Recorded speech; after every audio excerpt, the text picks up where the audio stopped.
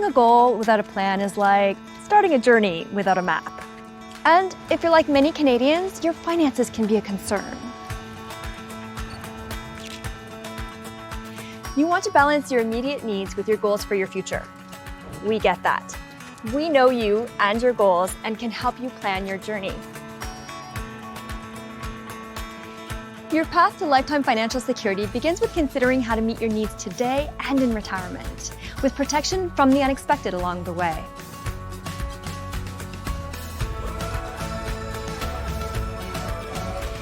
Whatever your goals in life, we can help guide you so you can feel confident about what your future will bring. Let's get you there.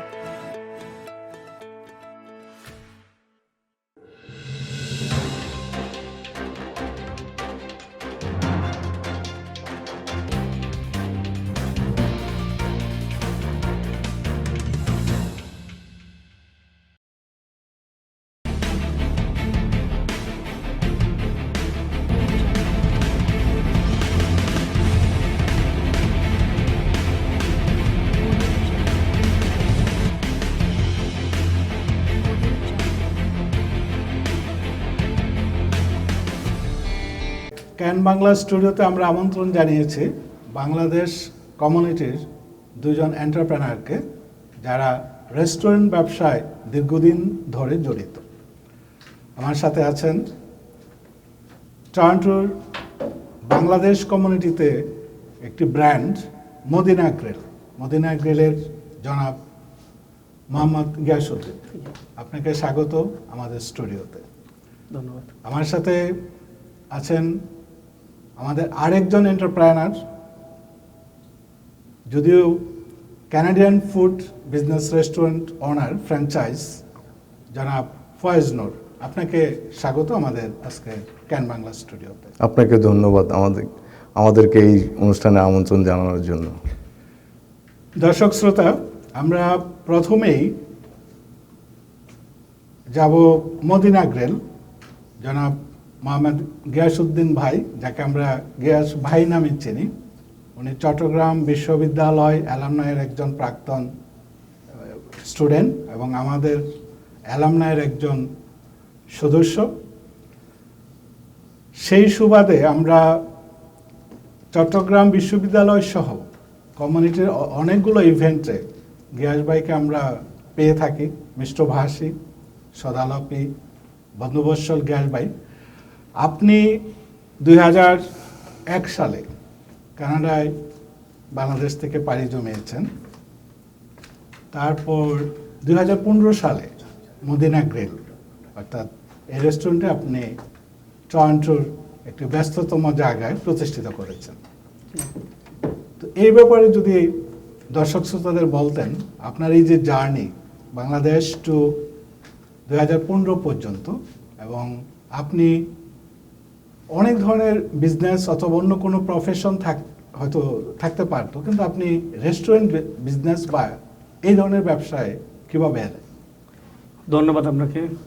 দেখেন, আমার সেই ছোটোবেলা থেকেই রান্নাবান্নার প্রতি একটা শখ, এবং আমি যখন কোনো নতুন জিনিস দেখি বা কোনো মেনু দেখি আমি নিজে ট্রাই করি, আর এটা আমি মাঝে মধ্যে আমার শখ করে রান্নাও করি। আর আমি একটা ফার্মাসিউটিক্যাল কোম্পানিতে জব করি এখন। আর 2015-এ আমি তখন প্যারেন্টাল লিভে ছিলাম। আর আমার ছোটো বোনের হাজব্যান্ড হাসান, সে লন্ডন থেকে মাইগ্রেট করে এখানে আসে টরন্টোতে, এবং সে খুব ভালো একজন শেফ। ওদের নিজস্ব ফ্যামিলি বিজনেস আছে লন্ডনে।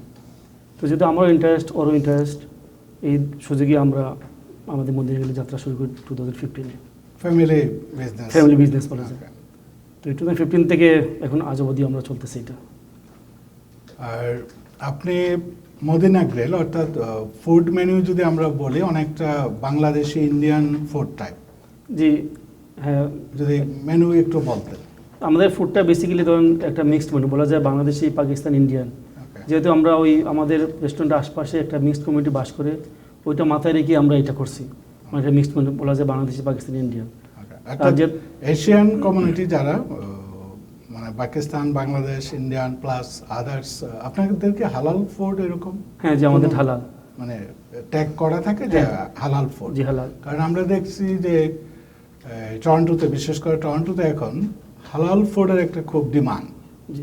অনেক রেস্টুরেন্টেই আপনার হালাল, যেমন খুব সম্ভবত চার্চিল, যেটা I forget the name, American brand, but ওরাও কিন্তু এখন হালাল লিখে। চার্চেস কিচেনটা যেটা রাইট, বলতেছেন আপনি। এক্স্যাক্টলি। তো এটার একটা ডিমান্ড এখন সব জায়গায়, এবং অ্যাজ এ মুসলিম কমিউনিটি যারা থাকে টরন্টোতে বিশেষ করে, তাদের একটা আকর্ষণ থাকে হালাল ফুডের প্রতি। তো আমার মনে হয় যে এশিয়ান প্লাস আদার্স হালাল ফুডস যারা পছন্দ করে, তাদের একটা পছন্দের একটা রেস্টুরেন্ট মদিনা গ্রিল। জি। আর আরেকটা যেটা আমরা বাংলাদেশি ওন মালিক, আমাদের বাংলাদেশি রেস্টুরেন্ট, এই জন্য আমরা বাংলাদেশি অথেন্টিক ফুড, যেটা ভর্তা এবং বিভিন্ন দেশীয় খাবার যেটা আমরা মিস করি, এইটা একটা আমাদের উইকেন্ডে বুফে আছে। এখানে বসে আপনি মাটির প্লেটে খাওয়া, চা, এগুলো সবাই খুব এনজয় করি। তো এটা বেশ পপুলার হয়েছে, শুধু বাংলাদেশ কমিউনিটি না, অন্যান্য ধরেন শ্রীলঙ্কান, পাকিস্তানি, ইন্ডিয়ান এবং অনেক কানাডিয়ান সাধারণ আমাদের রেস্টুরেন্টে যায় ওই ভর্তা খাওয়ার জন্য। কিন্তু আমরা যেহেতু বাংলাদেশে, আমি চাইতেছি আমাদের অথেন্টিক ফুডটা সবাই জানুক এটা। Very good. আসলে ভর্তা বা এই জাতীয় ফুড অনেকটা মানুষকে বেশ করে, আকর্ষণ করে। সচরাচর অনেকেই হয়তো আমরা করতে পারি না। তো আপনাদের মদিনা গ্রিলে এই ধরনের ফুডের ব্যবস্থা থাকাতে অনেকের জন্য এটা জি। মানে এই খাবারটা তারা গ্রহণ করতে পারতেছে বা নিতে পারতেছে। গ্যাস ভাই, আরেকটা বিষয় যে আপনি যখন রেস্টুরেন্ট বিজনেস শুরু করেন এবং এ পর্যন্ত একটা বিজনেস পরিচালনা করার জন্য আপনার যে লোক বলে স্কিল ওয়ার্কার, এটা আমরা জানি যে অনেক সময় একটু কঠিন ব্যাপার হয়ে যায়। সো এই ব্যাপারে যদি কিছু বলতেন। স্কিল ওয়ার্ক আসলে আমাদের সবসময় ব্যাকআপ থাকতে হয়। ধরুন আজকে মেইন শেফ আছে, উনি অসুস্থ, চলে গেলো, এটা লোক আজকে যে কোনো কারণে আসলো না, তো আমরা সবসময় একটা ব্যাকআপ রাখি। ওই স্কিল লেভেলটা আমরা মেনটেন করে একটা সবসময় ব্যাকআপ রাখি। যদি আজকে ধরুন একটা কুক সে আসলো না বা দুজন আসলো না, যাতে করে এটা কন্টিনিউ থাকে, এইভাবে আমরা ট্রেন আপ পিপুল আমাদের সবসময় রেডি থাকে আর কি। ওকে, তো কারণ এটা একটা খুব ইম্পর্টেন্ট বিষয় যে কেউ যদি সেই কথা বা কোনো কারণে চলে যায়, এটা বিকল্প হিসাবে আরেকজনকে তৈরি করে রাখা, অথবা এই ধরনের ট্রেন আপ স্কিল পিপল, তো এইগুলো কোনো সমস্যা হয়? এগুলো মাঝে মধ্যে সমস্যা হয়, বাট আমরা এটা একটু খাবার কষ্ট হয় আমাদের খাবার দিতে হয়। ওকে, এবং আমি যতটুকু জানি যে মদিনা গ্রিলের মানে বিশেষত্ব হচ্ছে গ্রিল, যেটা লাইক চারকোল বয়েল এগুলা ইউজ করে। রাইট, আফগান কাবাব, সামথিং বানিয়ান কাবাব। বিহারি কাবাব, এই টাইপের কিছু গ্রিল, যেটা আমার মনে হয় যে হাসান ভাই, মানে আপনার জি, ভগ্নিপতি, ছোটো কোনো হাজবেন্ড। এই তো ভগ্নিপতি, আপনার যে ভগ্নিপতি, উনি এটা অনেক স্কেল, বিশেষ করে গ্রিলে, লন্ডন থেকে, ইংল্যান্ড লন্ডন থেকে। এবং এটা আমরা অ্যাজ এ হিসাবে, মানে বলতে পারেন যে Consumer. ভোক্তা হিসাবে, আপনার মদিনা গ্রিলে আমাদের প্রধান আকর্ষণীয় হলো এই গ্রিলটা। এটা একটা চমৎকার একটা আইটেম, যেটা সচরাচর অনেক রেস্টুরেন্টে, ইভেন ইন্ডিয়ান অনেক রেস্টুরেন্টে এটা পাওয়া যায় না। তো এটা একটা বিশেষত্ব বলা যায় আপনাদের মদিনা গ্রিলে। আরেকটু ডিটেল যদি বলতেন আপনার মেনু নিয়ে দর্শকদেরকে।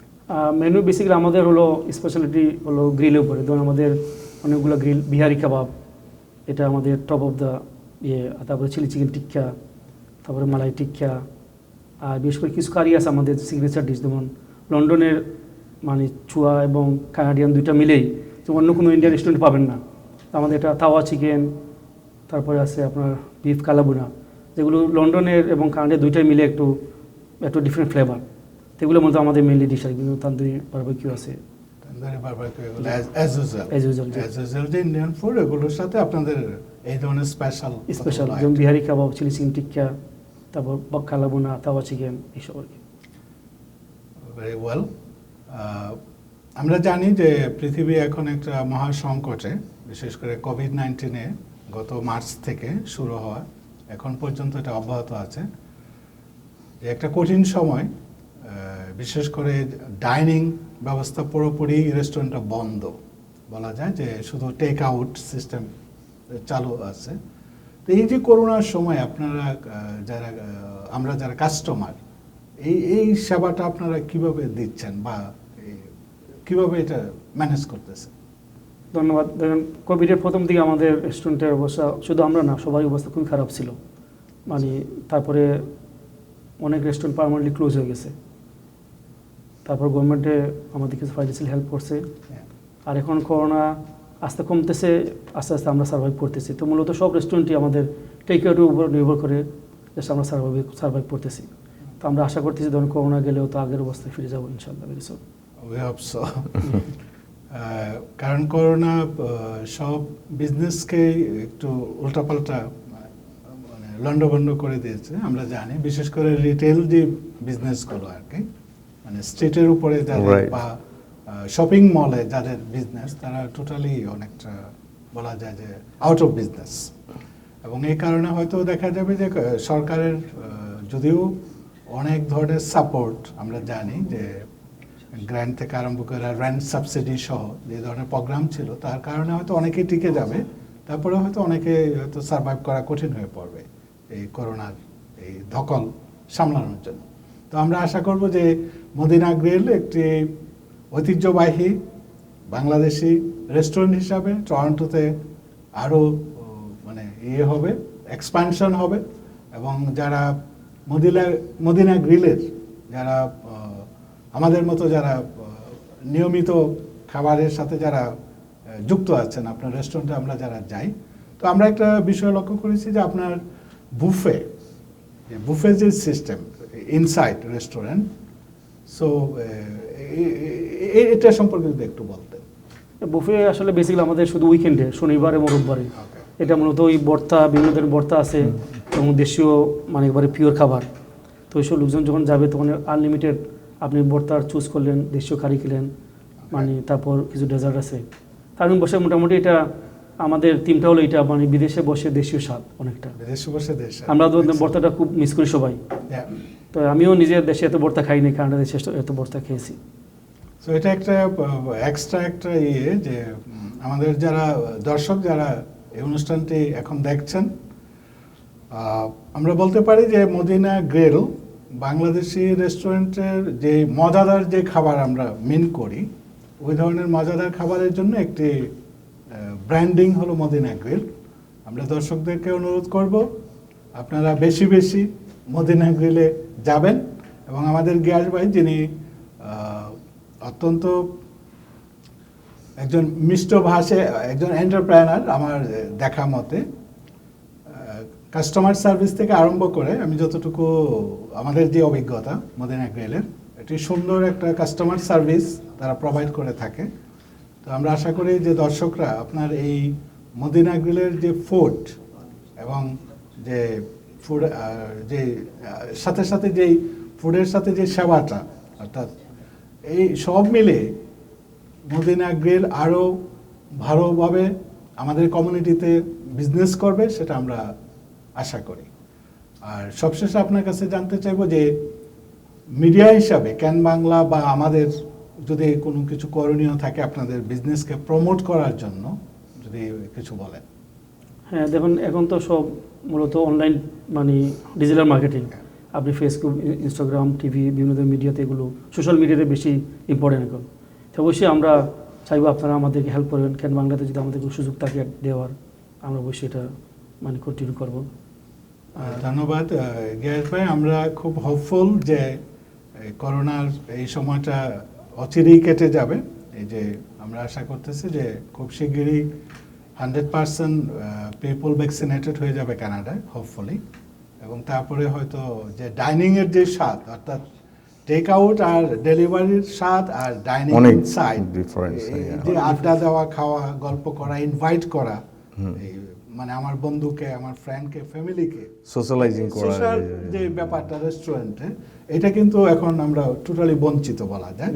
আমরা আশা করব যে করোনার এই স্বাভাবিক যখন অবস্থা হয়ে যাবে, আমরা আবার রেস্টুরেন্টে এই ধরনের ডাইনিং পরিবেশে আমাদের আত্মীয় স্বজন, ফ্যামিলির সবাইকে ইনভাইট করে আপনার মদিনা গ্রিলে যেতে পারবো।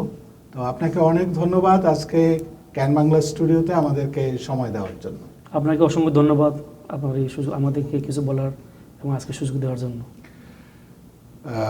ফয়েজ নূর ভাই, আপনি যদিও বাংলাদেশি ফুড বা ইন্ডিয়ান ফুড বা এশিয়ান ফুডের বিজনেস বা রেস্টুরেন্ট না, তারপরে আপনার কাছেও আপনার জার্নিটা জানতে চাই যে আপনি 2000 সালে কানাডা যখন পাড়ি দেন, তারপরে 2005-এ আপনার রেস্টুরেন্ট বিজনেসে চলে আসছেন, অর্থাৎ একজন এন্টারপ্রেনার হিসাবে। তো রেস্টুরেন্ট বিজনেসে যে আসার এই যে বিষয়টা, গল্পটা যদি একটু শ্রোতাদের শেয়ার করতেন। ধন্যবাদ আপনাকে। প্রথমে আমি অ্যাকচুয়ালি আমার এডুকেশন হলো আমি মাস্টার্স ইন ইকোনমিক্স, তারপর আমি জব করেছি হলো রিসার্চে, তারপর আমি 12 ইয়ার্স বাংলাদেশে ওয়েল কোম্পানিতে চাকরি করেছি। তো ওয়েল কোম্পানি থেকে সরাসরি এখানে আসা, ল্যান্ডেড ইমিগ্রেন্টে আসার পরপরই আমি পরের দিনই চাকরি পাই হোটেল ইন্টারকন্টিনেন্টালে as a receiving clerk. So এখানে আমি খুব সৌভাগ্য যে পরের দিনই আমি চাকরিটা পেয়ে যাই। ওই হোটেলে চাকরি করার সময় আমার কিছু ট্রেনিং হয় ফুড রিলেটেড ব্যাপারে, ফুড সাইডে, ব্যাঙ্কুয়েট সাইডে, তারপর কিচেনে। I don't have any experience before about the kitchen. So যখন ওইখানে থাকি, আমি প্রায় 2.5 বছর ছিলাম, তো ওখান থেকে দেখলাম যে প্রমোশনের কোনো চান্স নেই ওইখানে, জাস্ট ইউনিয়ন বেস জব। তারপর আমি চিন্তা করলাম বাই দিস টাইমস আমি আবার 3 ইয়ার্সের একটা কোর্স কমপ্লিট করি logistic and supply chain management George Brown থেকে। বের হয়েই আমি পরে চাকরিটা ছেড়ে দিই ইচ্ছা করে, দিয়ে আমি চেষ্টা করি চাকরির জন্য। পরে একটা চাকরি পেয়েই হইলো সোরোভস্কি, আপনার ক্রিস্টাল প্রোডাক্ট যেটা তৈরি করে, ওইখানে লজিস্টিক সুপারভাইজার হিসাবে জয়েন করি ওয়্যার হাউসে। সো ওইখানে আমি 7 দিন জব করার পর আমি দেখলাম যে এটা আমার জন্য না। সো যেহেতু ফুডের সাথে আমি জড়িত ছিলাম, পরে বের হয়ে যেয়ে আমি ট্যাক্সির লাইসেন্স নিই 20 দিনের জন্য। 20 দিনে ক্লাস করে আমি 1 বছর ট্যাক্সির লাইসেন্স নিই, এবং যেখানে ঘুরি আমি বিজনেসের জন্য খুব ঘোরাঘুরির চেষ্টা করি। সো বাই দিস টাইমস 2004-এ আমার একটু অসোয়ার দিকে একটু নজর পড়ে যে এই দিকে কোনো বিজনেস করা যায় কিনা, তারপর অকভিলের দিকে।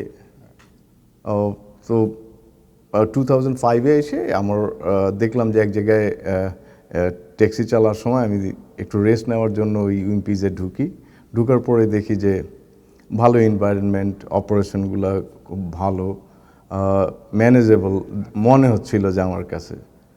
পরে যেখানে সার্ভার ছিল তাকে জিজ্ঞাসা করলাম কে মালিক, তার সঙ্গে আলাপ করলাম। সে বলল যে আমি সেল করবো, if you want interested you can buy it. আমার কোনো এক্সপিরিয়েন্স ছিল না। পরে দাম ঠিকঠাক করার পরেই আমি বললাম যে আমি 1 মাস পর ডিল করব, আমি 1 মাস এখানে করবো, হ্যাঁ দেখবো যে কীভাবে অপারেশন হয়। আমি হাতে কলমে, কারণ আমার তো আইডিয়া নেই, ইভেন পিকেলটা কোনটা কী জিনিস I don't know, the relish কোনটা কোন জিনিস এমনি জানি, বাট অনেক আইটেম আছে, ভ্যারাইটিস আইটেম, এগুলো আমার। তারপর basically all pork item. As a Muslim হিসাবে আমারও একটু প্রথম দিকে হেজিটেশন ছিল অনেস্টলি। পরে দেখলাম যে ওগুলা দেখার পরে আমি 1 মাস পরে ডিল ক্লোজ করি তার সাথে, ওই গ্রিক এক ওনার, ওইটা নিয়েই শুরু করি। তো আমি প্রথমে আমার ওখানে এমপ্লয়ি ছিল 14 এমপ্লয়ি ছিল, সার্ভার ছিল 6 জন, পিছন দিকে কুক, ডিশ ওয়াশার এগুলো ছিল, ভালোই বিজনেস ছিল। এইভাবেই আমার ইনভলভ। কিন্তু আমি 2 মাসে উনি একটা গিয়াস ভাই একটা কথা বলছিলেন যে ব্যাকআপ, পিছন দিকে একটা মেইন কুকের সাথে বা 2টা কুকের সাথে আপনাকে অবশ্যই নিজেকে জানতে হবে। যদি কেউ সিক কল করে, you have to manage yourself at the কিচেনে মানতে, কারণ কোয়ালিটি মেনটেন করতে হবে। তারপর গার্নিশিং, ডিশের গার্নিশগুলো ঠিক রাখতে হবে। সেই কারণে আমি প্রায় 1 মাস, মানে ভোর 5টায় যেতাম, রাত 11টায় আসতাম। 1 মাস আমি টানা, মানে পড়ালেখার মতো একটা থিসিস করার মতো করছি, হাতে কলমে লিখছি কোন জায়গায় কী করে না করে। এভাবেই এই বিজনেসে ইনভলভ হয়েছি, এখন মোটামুটি চলতেছে। তারপর মাঝখানে একটু সমস্যায় পড়েছিলাম, যেটা যখন রেসেশন আসলো 2007-2008 একটা রেসেশন আসে, যখন জিএম প্ল্যান্ট, আমার জিএম প্ল্যান্টের কাছাকাছি এটা বন্ধ হয়ে গেছে, ওইটা বন্ধ হয়ে গেছে টোটালি। ওখানে 7,000 এমপ্লয়ি ছিল। Every night I use to get order like $1,000, $2,000, সেটা বন্ধ হয়ে গেছে হঠাৎ করে। তারপরে আরেকটা ডিজাস্টার হয়েছে, এই এক্সেন এক্সিট ছিল এই আমার, মানে এক্সিট হইলে আমার রেস্টুরেন্টটা পড়তো। সো ওই এক্সিট, ওইটা পার্ক রোড ছিল, এখন স্টিভেনসন করছে, ওইটাও বন্ধ হয়ে গেল। Totally disaster. যেখানে আমার 90,000 মান্থলি সেল হইতো, 100,000 সেল হইতো, সেটা সেল চলে আসলো 30,000, 1/3। এক 1/3 চলে আসলো। তো আমার এমপ্লয়ি ছিল তখন বোধহয় 15 না 16। তো আমাকে কাটেল ডাউন করতে হলো সবাইকে, আসে না কেউ। এরকম করতে করতে প্রায় 2010-এ যে আমার খুব মানে ক্রাইসিস, আমার যে স্ট্রাগল করতে, তখন আমি নিজেই কাজ করতাম আর কিছু একজন সাপোর্ট নিয়ে, কিন্তু সামনে সার্ভারদেরকে রাখতে হতো আমাকে। এখানে কোয়ালিটি নষ্ট হয়ে গেছে, কিছুটা কোয়ালিটি নষ্ট হয়েছে, কারণ ওয়ান হ্যান্ডে কাজ করা যায় না, আরও একজন হেল্পার ভালো লাগে। তবুও তারপরেই 11 থেকে আস্তে আস্তে আবার ইমপ্রুভ হয়েছে। তো মোটামুটি সার্ভিসগুলো ঠিক রাখার ফলে আমি এখন পর্যন্ত টিকে আছি, এইভাবে আমার বিজনেসে ইনভলভ। এবং আপনি বলছিলেন যে এটা ফ্র্যাঞ্চাইজ এবং কানাডায় কতটা স্টোর বোঝা আছে বললেন? উইম্পিজ এখানে 90 লোকেশনে আছে, বিভিন্ন সিটিতে, প্রতিটা সিটিতে একটা করে ছোট ছোট। অসহায় শুধু এক্সেপশনাল অসহায়তে দুইটা আছে, একটা হলো সাউথেরটা হলো আমার, আর নর্থে একটা আছে ইউনিভার্সিটির কাছাকাছি, অসহায় ইউনিভার্সিটির কাছাকাছি। এবং আপনি আর একটু বলছিলেন গল্প করার সময় যে এর মধ্যে আউট অফ 90 বাংলাদেশি এখন মানে 11 জন এন্টারপ্রেনার আছে, তারা ওন করে হলো 20 লোকেশন, 20 লোকেশন ওন করে। Very encouraging number. অবভিয়াসলি এটা এনকারেজিং, কারণ যারাই আসতেছে বেসিক্যালি আমার রেস্টুরেন্টে আসতো, তারা কাজ করতো, সামহাউ 2-3 বছর পর যখন এক্সপিরিয়েন্স রিকোয়েস্ট স্কিল হয়ে যায়, তখন তারা বললো I want to do my self, go had. সহযোগিতা লাগলে আমরা করবো। অনেক জায়গায় আছে, বেলভিল আছে, তারপর কোভার্ক আছে, হ্যাঁ আপনার যদি স্টেট দিকে যান এখানে আছে, তারপর আপনার পোর্ট হোপে আছে, এগুলো বাঙালি ওন করে এগুলো রেস্টুরেন্ট। নরবা এটা খুবই মানে মানে আমরা বলতে পারি যে আমরা অত বেশি লোক মানে টরন্টো কানাডাতে থাকি না, তারপরেও আউট অফ 90-র মধ্যে প্রায় 20টা লোকেশনে বাংলাদেশিরা এটা ওন করে। এটা রিয়েলি ইজ খুব আনন্দের ব্যাপার আমরা মনে করি অ্যাজ এ কমিউনিটির পিপল হিসাবে। আরেকটা সেম থিং, আপনার যেমন করোনাতে যখন শুরু হলো, এখন আপনাদেরও টেক আউট খুব সম্ভবত প্রথমে ছিল, হ্যাঁ প্রথমে টেক আউট। এবং আপনি যেটা বলছিলেন যে টেক আউটে গভর্নমেন্ট সাবসিডি দিয়ে হয়তো কোনো রকমের বিজনেস টিকে আছে, সবগুলো বিজনেসই ফেডারেল গভর্নমেন্টের রেন্ট সাবসিডি এবং এমপ্লয়ীদেরকে বোধহয় স্যালারিও সাবসিডি দিচ্ছে, রাইট? ওয়েজ সাবসিডি যেটা। তো আপনারা কি এগুলো এলিজিবল ছিলেন? যে হ্যাঁ, আমার রেস্টুরেন্টে আমার জুলাইতে একটা অ্যাক্সিডেন্ট হয় এই রেস্টুরেন্টে, সো এটা এখন আন্ডার কনস্ট্রাকশনে আছে। তো আমি 3 মাস যে সার্ভাইভ ওইটার এক্সপিরিয়েন্সে আমি কথা বলছি। প্রথমে যে রেন্ট সাবসিডি তো আমরা পাইনি, এপ্রিল মে জুনে যে তারা গভর্নমেন্ট কিছু ফ্যাসিলিটিজে ওয়েজ সাবসিডি প্রথমে চালু করলো, কারণ আপনার যে টেক আউট দিয়ে আপনি রেন্টও করতে পারবেন না, এমপ্লয়ি পেমেন্টও করতে পারবেন না। সো এখানে 3টা ক্যাটাগরি আপনাকে করতে হবে, একটা হলো এথনিক্যাল রেস্টুরেন্ট, একটা হলো ফ্যামিলি বেজ রেস্টুরেন্ট, আর একটা হলো franchise or the fine dining restaurant, যারা ড্রিঙ্কস নিয়ে বার অ্যান্ড গ্রিল নিয়ে যারা ডিল করে। তো বার অ্যান্ড গ্রিল নিয়ে যারা ডিল করে তারা এই সাবসিডি দিয়ে সার্ভাইভ করতে পারবেন। আপনার মোস্ট অফ দ্য রেস্টুরেন্ট দেখবেন ক্লোজ, যেরকম মাইলস্টোন, তারপর কেক, এগুলো সবই বন্ধ। এগুলা এই টুকটাক দিয়ে হবে না, না, কারণ একটা কেক লোকেশনের রেস্টুরেন্টের রেন্টই হলো প্রায় $80,000-90,000 হিউজ। হ্যাঁ, একটা কেক মাইলস্টোনও নেয় ওরকমই হ্যাঁ, তাদের সেল ভলিউম থাকে মান্থলি হলো আপনার $1 মিলিয়ন মতো সেল ভলিউম, যদিও এটা স্টাডি করা হয়। সো এখানে 3টা ক্যাটাগরিতে যারা এথনিক্যাল ফুড তৈরি করে, যেরকম আমাদের গিয়ার ভাই আছে মদিনা গ্রিল, তাদের আবার এখানে আরেকটা ক্রাইটেরিয়া হলো আপনার এমপ্লয়ি থাকবে 5-এর নিচে, দে ক্যান সার্ভাইভ ইট। আর যে মোর দেন 5 হলে সার্ভাইভ করা সম্ভব না, কারণ আপনার ওভারহেড কস্ট অনেক হাই হয়ে যাবে। তারপরে এই এথনিক্যাল গ্রুপগুলো টিকে যাবে কিছুটা, 50% যদি গভর্নমেন্ট প্রথম দিকে বোধহয় 50%ও দেয়নি, আর কম দিছে। প্রথমে দেয়নি, কম দিছে। আবার কেউ কেউ ল্যান্ডলর্ড মানতে চায় না, আমার প্র্যাকটিক্যাল এক্সপিরিয়েন্সে, যে উইল নট গিভ দিবে না। 50%, আমি করব না, তুমি দিবা আর গভর্নমেন্ট আমাকে দিবে। প্রথমে এটা হয় নাই, পরে এই গভর্নমেন্ট, অন্টারিও গভর্নমেন্ট বললো যে ইউ শুড অ্যাপ্লাই ডিরেক্টলি, মানে এন্টারপ্রেনারদেরকে বললো যে ইউ শুড শহরে অ্যাপ্লাই করো, আমি তোমার 50% দিয়ে দিচ্ছি, এইভাবে। তো এইখানে কিছুটা কাভার হয়েছে। আর আরেকটা জিনিস হলো যে ওই যে ওয়েজ সাবসিডি, জি ওয়েজ সাবসিডির অ্যাডভান্টেজটা হলো যে এই যে অ্যাথলেটিক্যাল গ্রুপের যে 4-5 জন থাকে, তারা 75% কাভারেজ পায়, 75% কাভারেজ পায়। জি সো এখন মানে এটা I don't like to say, but is a sound bad. কিছু কিছু এই যে ফ্যামিলি বেজ অ্যান্ড এই অ্যাথেনিক্যাল যে রেস্টুরেন্টগুলো আছে, তারা কি করছে, আগে মনে করেন যে 4-5 জন কাজ করতো, এখানে ওয়েজ সাবসিডিটা ইউজ করতো না, ওকে মানে রেন্ট দিত, মনে করেন যে $15 দিত। কিন্তু যখন অনেক রেস্টুরেন্টে, আমি জানি না গিয়াস ভাই, অনেক রেস্টুরেন্টে দেখছি তারা করছে কি স্যালারিটা বাড়ায় দিছে হলো আপনার $20 per hour, $25 per hour. Wow, ট্রিক্সটা দেখেন।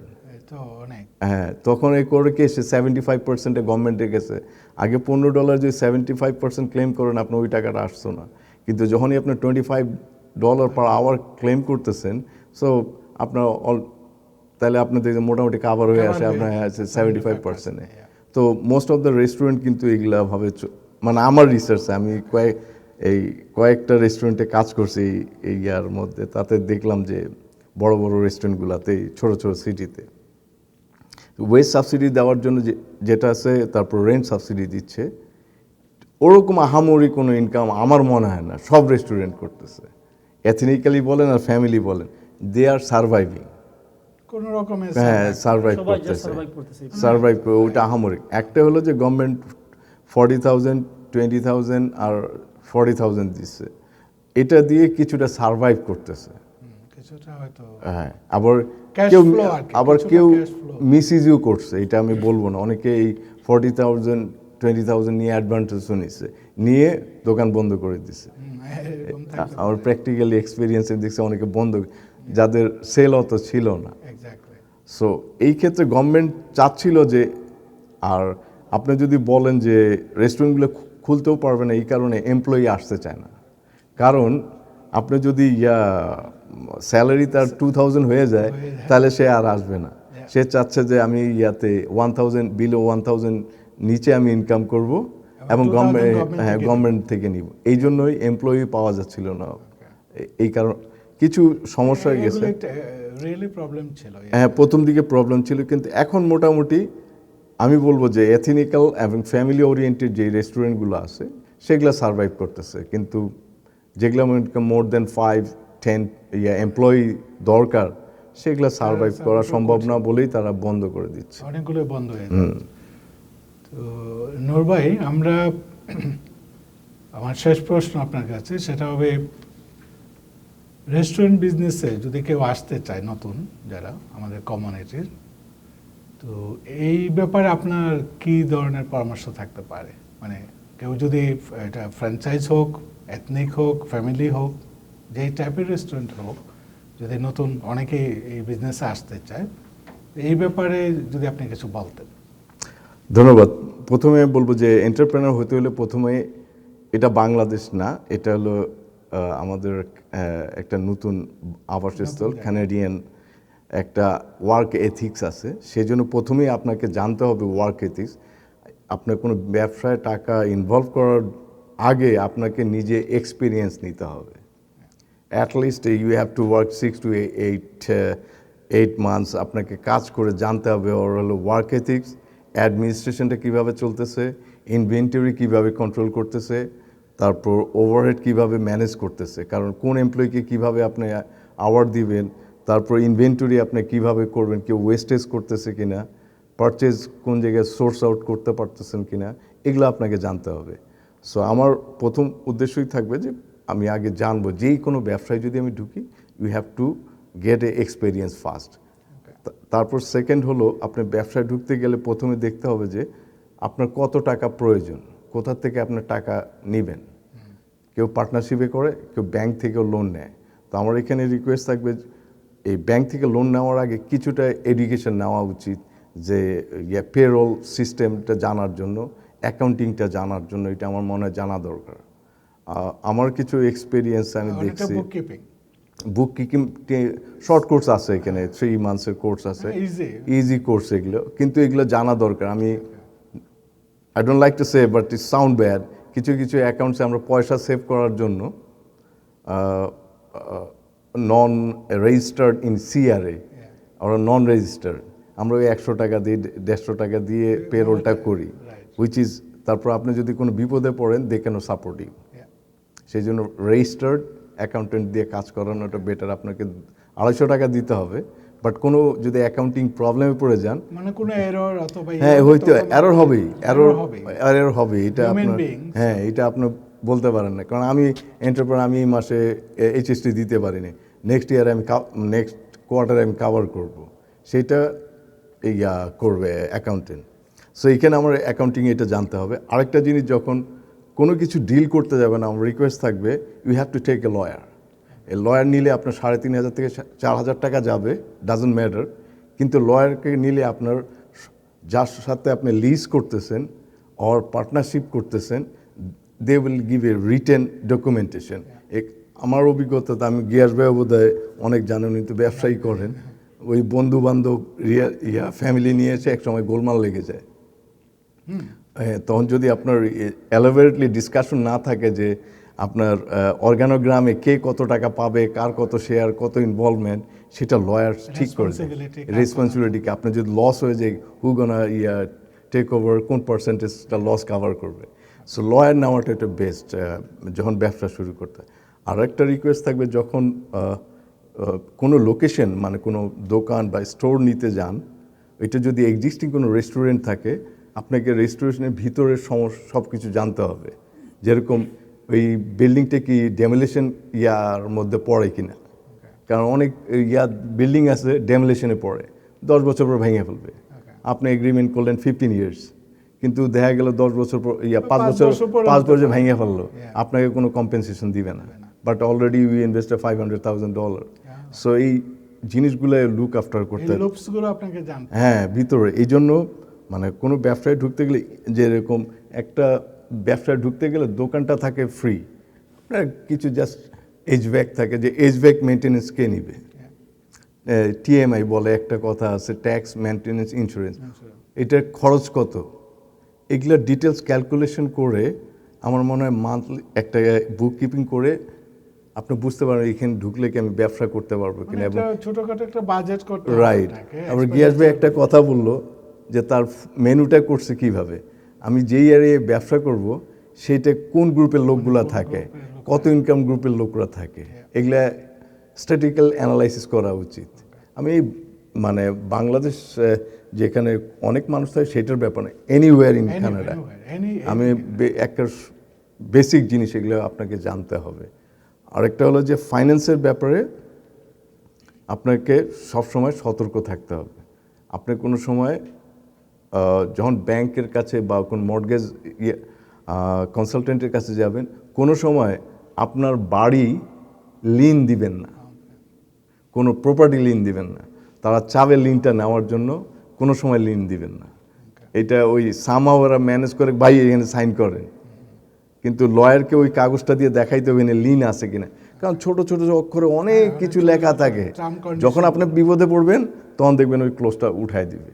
সেই জন্য মৌখিকভাবে লয়ারের সাথে করসপন্ড করে, ল্যান্ড যার কাছে ভাড়া নেবেন তাদের সাথে ফুললি মানে আপনাকে আইডেন্টিফাই করতে হবে, তারপর ইউ মুভ টু বিজনেস। এটাই হলো আমার একটা উপদেশ নিউ এন্টারপ্রেনারদের জন্য। কারণ নূর ভাই, আমরা জানি যে বাংলাদেশি যারা মাইগ্রেট করে আসে বাংলাদেশ থেকে, স্কেল বাংলাদেশে হয়তো তার স্কেল থাকে অন্য ধরনের, কিন্তু কানাডার এনভায়রনমেন্টে আমাদের এডুকেশন, আমাদের স্কেল অনেকটাই ম্যাচ করে না। যদিও আমি বাংলাদেশ থেকে মাস্টার ডিগ্রি করে আসছি, it doesn't work here। এই জন্য যারা আসে তারা আসলে তার বাংলাদেশের স্কিল বা ওই এডুকেশনটাকে খুব একটা এখানে কাজে লাগাইতে পারে না, ফলে বিভিন্ন ধরনের প্রফেশন অথবা বিজনেসে আমাদেরকে যেতে হয়। এবং অনেকেই একটা উৎসাহ থাকে যে রেস্টুরেন্ট বিজনেস একটা মানে আমরা বলি বাংলাদেশের ভাষায় যে কাঁচা পয়সা, মানে ডেলি যেহেতু আপনার এক্সপেন্ডিচার এবং রেভিনিউ ডেলি, যে আজকে কত খরচ হলো এবং কত ইনকাম করলো, দিন শেষে হয়তো একটা লাভ লস ব্যাপার চলে আসে। এই জন্য অনেকেই এই বিজনেসে আসলে অ্যাট্রাক্ট হয়। এবং আমরা জানি যে বাংলাদেশের যেটা বললেন যে আপনার একটা ফ্র্যাঞ্চাইজি এতজন বাংলাদেশি ওন করে, এবং নিশ্চয়ই বাংলাদেশি কমিউনিটির অনেক লোক আছে যাদেরকে হয়তো আমরা চিনি না বা জানি না বা আইডেন্টিফাই করতে পারি না, বাট তারা হয়তো রেস্টুরেন্ট বিজনেসে আছে বিভিন্ন ধরনের। তো আপনার এই পরামর্শ নিশ্চয়ই যারা নতুন এন্টারপ্রেনার হবে, বিশেষ করে রেস্টুরেন্ট বিজনেসে যারা আসবে তাদের জন্য অনেকটা, কারণ আপনারা তাদেরকে ইন্সপায়ার করতেছেন অ্যাকচুয়ালি, কারণ যারা আগে সাকসেসফুল তারাই কিন্তু অন্যদেরকে ইন্সপায়ার করে, এটাই নিয়ম সব। অবশ্যই এন্টারপ্রেনার আনতে হবে, এন্টারপ্রেনার ছাড়া ডেভেলপমেন্ট করা যায় না। যায় না, চাকরি করে আপনি ডেভেলপমেন্ট করতে পারবেন না কমিউনিটির, আপনাকে অবশ্যই এই এন্টারপ্রেনার হতে হবে। এটা এই রেস্টুরেন্টে হোক, কনস্ট্রাকশন হোক, যে কোনো বা এই entrepreneur। অটোমোবাইল ইঞ্জিনিয়ারিং হোক, যে কোনো সেক্টরে আপনাকে opportunity, land of opportunity. So it's a land of opportunity Canada. আমরা যেটা আমাদের ড্রিম, বাংলাদেশ থেকে যারা অনেকেই আসে তারা অনেকেই হয়তো আপনাদের মতো সাকসেসফুল এন্টারপ্রেনার হয়তো সময় লাগবে, কিন্তু এই খুঁটিনাটি জিনিসগুলো যদি তার আগে থেকে হোমওয়ার্ক করে নেয় তাহলে আমার মনে হয় যে কোনো বিজনেস এস্টাবলিশ করতে তাদের অনেকটা সুবিধা হবে। অবশ্যই মানে যেটা বললেন যে লয়ারের কাছে যাওয়া, অর্থাৎ যে কোনো এগ্রিমেন্ট করার আগে, এটা হোক rental agreement, what ever it is, হোক পার্টনারশিপ এগ্রিমেন্ট, এগুলি ভালো করে জেনে শুনে, অর্থাৎ প্রোস অ্যান্ড কনস করে লয়ার দিয়ে করলে যেটা সুবিধাটা হবে, কিছু টাকা খরচ হবে কিন্তু সে অনেক bottom line you will not lose anything, কারণ আপনার একটা ফেয়ারনেস থাকবে। তো আপনাকে অনেক ধন্যবাদ আজকে আমাদেরকে সময় দেওয়ার জন্য ক্যান বাংলা স্টুডিওতে। আমি সবশেষে গ্যাস ভাইয়ের কাছে যাব যে আপনার মানে আমরা বাংলাদেশি কমিউনিটি হিসাবে আপনার বিজনেসটাকে আমরা যেভাবে ওন করি, যদিও আপনি এটার ওনার, কিন্তু আমরাও কিন্তু ওন করি যে মদিনা গ্রিল একটা বাংলাদেশি রেস্টুরেন্ট, মানে এই ধরনের আমাদের অ্যাপ্রোচটা আর কি। তো এই বিষয়গুলো আপনি কিভাবে দেখেন, বা আপনার যে এক্সপেরিয়েন্স, এটাই আপনি যদি একটু শেয়ার করতেন। জি, থ্যাংক ইউ আপনাকে, ধন্যবাদ। তা আমি একটু পিছনে যাচ্ছি। আপনি দেখেন এক সময় আমাদের ব্রিটিশরা মানে কারির গন্ধে নাক ছিটকাতো। তো প্রথমে কিন্তু লন্ডনে 1934 সালে প্রথম বাঙালি রেস্টুরেন্ট শুরু হয় ম্যানচেস্টারে। তারপর এখন বাংলাদেশি মালিকানায় প্রায় 12,000 রেস্টুরেন্ট আছে ইউকেতে, হিউজ, এবং এই সবগুলো অন করে বাংলাদেশি পিপল। এবং লন্ডনের অর্থনীতি দেখা গেছে প্রায় $2.4 বিলিয়ন এভরি ইয়ার কারি শিল্পের অবদান। এবং প্রতি ব্রিটিশরা ওদের বাৎসরিক আয়ের প্রায় 5% শুধু কারি ইন্ডাস্ট্রিতে ব্যয় করে। এবং এটা দেখা গেছে আপনার সমীক্ষায় প্রায় প্রতি সপ্তাহে শুধু ব্রিটেনে প্রায় 20 টন বাটার চিকেন, যেটাকে আমরা চিকেন টিক্কা মশলা বলি, এটা প্রডিউসার। এই যে কারি শিল্পে একটা মানে বিশাল অবদান, যে এটা কিন্তু একদিন হয়নি, প্রায় 83 বছর সময় লেগেছে। আপনি যদি ব্যাক টু গো বাংলাদেশ যান, দেখবেন আমাদের কাচ্চি, যেটা বিরিয়ানি শিল্পে যেটা বিপ্লব, এটা কিন্তু হাজি সাহেবের মাধ্যমে ঢুকছে বাংলাদেশে, এবং 1939 সালে উনি শুরু করেন, এবং প্রায় 3 জেনারেশন ধরে চলতেছে। তো সব জিনিসের ধরেন আপনার একটা হিস্ট্রি আছে, এবং অনেকে কাজ করে যায়। আপনি ব্যাক টু যদি কানাডা আসেন, আজকে থেকে 20 থেকে 25 বছর আগে বাংলাদেশে কোনো রেস্টুরেন্ট খুবই কম ছিল, একটা বা দুইটা। তো আমার মনে পড়ে যতটুকু সম্ভবত মক্কাই প্রথম রেস্টুরেন্ট টরন্টোর মধ্যে, ড্যানফোর্থে না, ওদের ছিল জিরাটে প্রথমে ছিল। তারপর সবাই দেখে আসছে, মানে মক্কাকে ফলো করে আমরা আগাচ্ছি, অন্যরা উৎসাহিত হচ্ছে। কিন্তু এখন দেখেন শুধু টরন্টো এবং এর আশপাশে প্রায় 35টা বাংলাদেশি রেস্টুরেন্ট আছে। এবং শুধু রেস্টুরেন্ট না, অনেকেই ধরেন ফাস্টফুড, শর্মা, তারপর সাবওয়ে, অনেকেই চেইনগুলো আছে। এটা আমাদের জন্য এটা খুব ভালো, পিজাও আছে, অনেক পিজা, এটা ভালো হচ্ছে আমাদের জন্য। খুব এই বিজনেসটা আমাদের মনে করছে এটা খুব ভালো সম্ভাব্য একটা ইন্ডাস্ট্রি। তবে আমি মনে করি আমাদের বিশেষ করে বাংলাদেশি এবং ইন্ডিয়ান মানে ফুডের মধ্যে আমরা সার্ভিস এবং কোয়ালিটির মধ্যে অনেক বিহাইন্ড আমরা। আপনি যদি ধরেন যান ম্যাকডোনাল্ডসে, আজকের বার্গার কিনেন, 1 মাস পরে বার্গার কিনেন, দেখবেন অল আর সেম টেস্ট, কোনো তফাৎ নেই। কিন্তু বাংলাদেশি কোনো রেস্টুরেন্টে যদি আজকে একটা কারি কিনেন, কালকে কিনে একটা দেখবেন 2 দিন 2টা টেস্ট হয়ে যায়, মানে কোয়ালিটিতে কোনো কনসিস্টেন্সি নাই।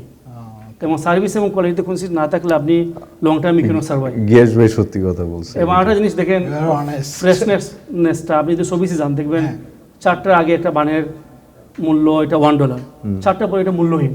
কারণ ওরা জানে যে 4টা পরে এটা মানে টেস্টটা কমতে থাকে, তো 4টা হলো কাট পয়েন্ট, 4টা পরে সব র্যাপ আপ করে ফেলে দেয়। তো এই যে ধরেন ওরা খুব মেনটেন করছে হাই কোয়ালিটি অফ মানে যেটা ফ্রেশনেসটা, কিন্তু আমাদের ইন্ডিয়ান বাংলাদেশের রেস্টুরেন্টে এটা আমাদের খুবই অভাব। মানে কোয়ালিটিটা কনসিস্টেন্সি নাই। মেইনটেইন করা মানে আপনি ধরেন একটা রেস্টুরেন্টে চালালেন, কোয়ালিটি ভালো দিলেন, সার্ভিস ভালো নাই, আসবে না লোক। আবার ধরেন সার্ভিস দিলেন ভালো, কোয়ালিটি খারাপ, মানে কোয়ালিটি ভালো, slow you lose the customer. তো এটা আমাদের একটা বিশাল অন্তরে মানে আমি মনে করি দুর্বলতা। এটা আমাদেরকে, আর এটা এই শিল্পটা ইমপ্রুভ করা উচিত। হ্যাঁ জি, ইমপ্রুভ করতে হবে। আমি মনে করি এই শিল্পটা একটা আর্ট, এবং এটা রিয়েলি একটা মানে রান্না করে একটা শিল্প এটা। তো এখানে অনেক ধৈর্য এবং পেশন নিয়ে কাজ করতে হবে, এবং যারাই আসবেন আমি সবাইকে ওয়েলকাম জানাচ্ছি। আর এখানে সত্যি একবারে মানে খুব ধৈর্য এবং পেশন, এবং এটা একটা শিল্প, এটা থাকতে হলে লং টার্ম থাকতে হলে আপনাকে খুবই মানে কোয়ালিটি এবং সার্ভিস কনসিস্টেন্ট রেখেই আগাতে হবে। তো আমি ধরেন আমার অভিজ্ঞতা বলতেছি, যেমন আমাদের বাঙালি কমিউনিটি, আমরা বাঙালি কমিউনিটি ছাড়া চিন্তাই করতে পারি না। ওনারা আছেন বলেই কিন্তু আমরা টিকে আছি। আমাদের যেভাবে সাপোর্ট দিচ্ছেন, যেভাবে আমাদেরকে প্রমোট করতেছেন, we are really appreciate them. Thank you. কারণ এটা we should do it because আমরা বাংলাদেশি হিসাবে, আমরা আগেও বলছি যে আমরা সংখ্যায় অত বেশি না, মানে অন্যান্য লাইক গ্রিক, ইটালিয়ান, চাইনিজ কমও না, কিন্তু তাদের তুলনায় যদি আমরা গ্রিক বলি, ইটালিয়ান বলি, চাইনিজ বলি বা ইন্ডিয়ান বলি, মানে পাঞ্জাব এক্সাম্পল, তাদের তুলনায় আমরা অনেক কম। টরন্টোতে 1 লাখ লোক থাকে খুব সম্ভবত বাংলাদেশি, 1 লাখের মতো, এটা অ্যারাউন্ড মোর অর লেস এই ধরনের বোধ ফিগারটা টরন্টো জিটিএ আর কি, জিটিএ রাইট, বলছি জিটিএ। তো একেবারে কম না, আপনি নরওয়ে ঠিক বলছেন যে একেবারে কম না। তো আমাদের একটা আশার বাণী হলো বাংলাদেশ থেকে কিন্তু প্রতিনিয়ত স্কিল ইমিগ্রেন্ট লোক আসতেছে, মানে সংখ্যাটা কিন্তু প্রতি বছরই বাড়তেছে নাম্বার। যদি আমরা 1 লাখ থেকে 10 বছর পরে এটা দেখা যাবে 2 লাখ হয়ে যাবে, অবশ্যই হবে, রাইট? এই ইয়াটা সাথে সাথে স্টুডেন্ট বিষয় কিন্তু এখন আগের তুলনায় অনেক বেশি বাংলাদেশি আসে। আগে কলেজে কিন্তু আপনার অ্যাডমিশন দিত না, হ্যাঁ, 65% আর স্টুডেন্ট কভার করে এইসব একাডেমিক সেন্টারগুলোতে, কলেজগুলোতে, যার কারণে আপনার আমরা এখন বলতে পারি যে বাংলাদেশি কমিউনিটি ইজ রাইজিং। দেখা যাবে যে আগামী 5-10 বছর আমরা সংখ্যার দিক থেকেও অনেক এগিয়ে যাব। আমি মনে করি যে হ্যাঁ, আপনার রেস্টুরেন্ট বিজনেস বলেন অথবা অন্য যে কোনো বিজনেস, কনস্ট্রাকশন থেকে আরম্ভ করে আমাদের যে কোনো বিজনেসেই যদি সে একটা পরিকল্পনা নিতে পারে, প্ল্যানিং করতে পারে, তার যদি হোমওয়ার্কটা ঠিক হয় এবং সাথে সাথে তার যে রিসোর্সগুলো ফাইন্যান্সিয়াল ম্যাটার থেকে আরম্ভ করে স্কিল পিপল, এইগুলো যদি সব ঠিক থাকে, তাহলে যে কোনো বিজনেসে তারা সাকসেসফুল হওয়ার একটা সুযোগ পাবে।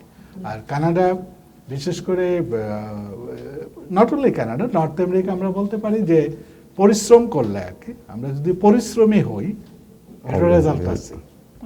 এটা যে কোনো প্রফেশন হোক, যে কোনো বিজনেসে হোক। তো আমরা আশা করব যারা বাংলাদেশ এন্টারপ্রেনার, যারা ভবিষ্যতে ব্যবসায় আসবেন, বিশেষ করে রেস্টুরেন্ট বিজনেসে, আজকের যে দুজন অভিজ্ঞ যে এন্টারপ্রেনার, তাদের যে বক্তব্য এটা খুবই সহজ ছিল যে পরিশ্রম করতে হবে এবং কনসিস্টেন্সি, যেটা quality and service.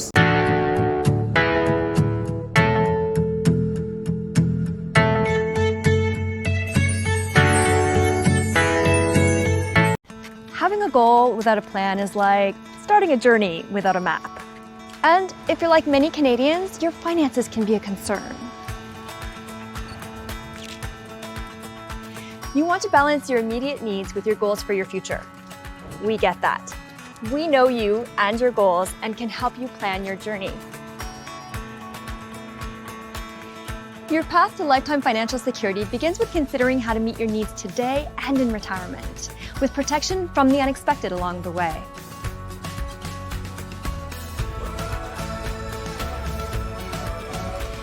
Whatever your goals in life, we can help guide you so you can feel confident about what your future will bring. Let's get you there.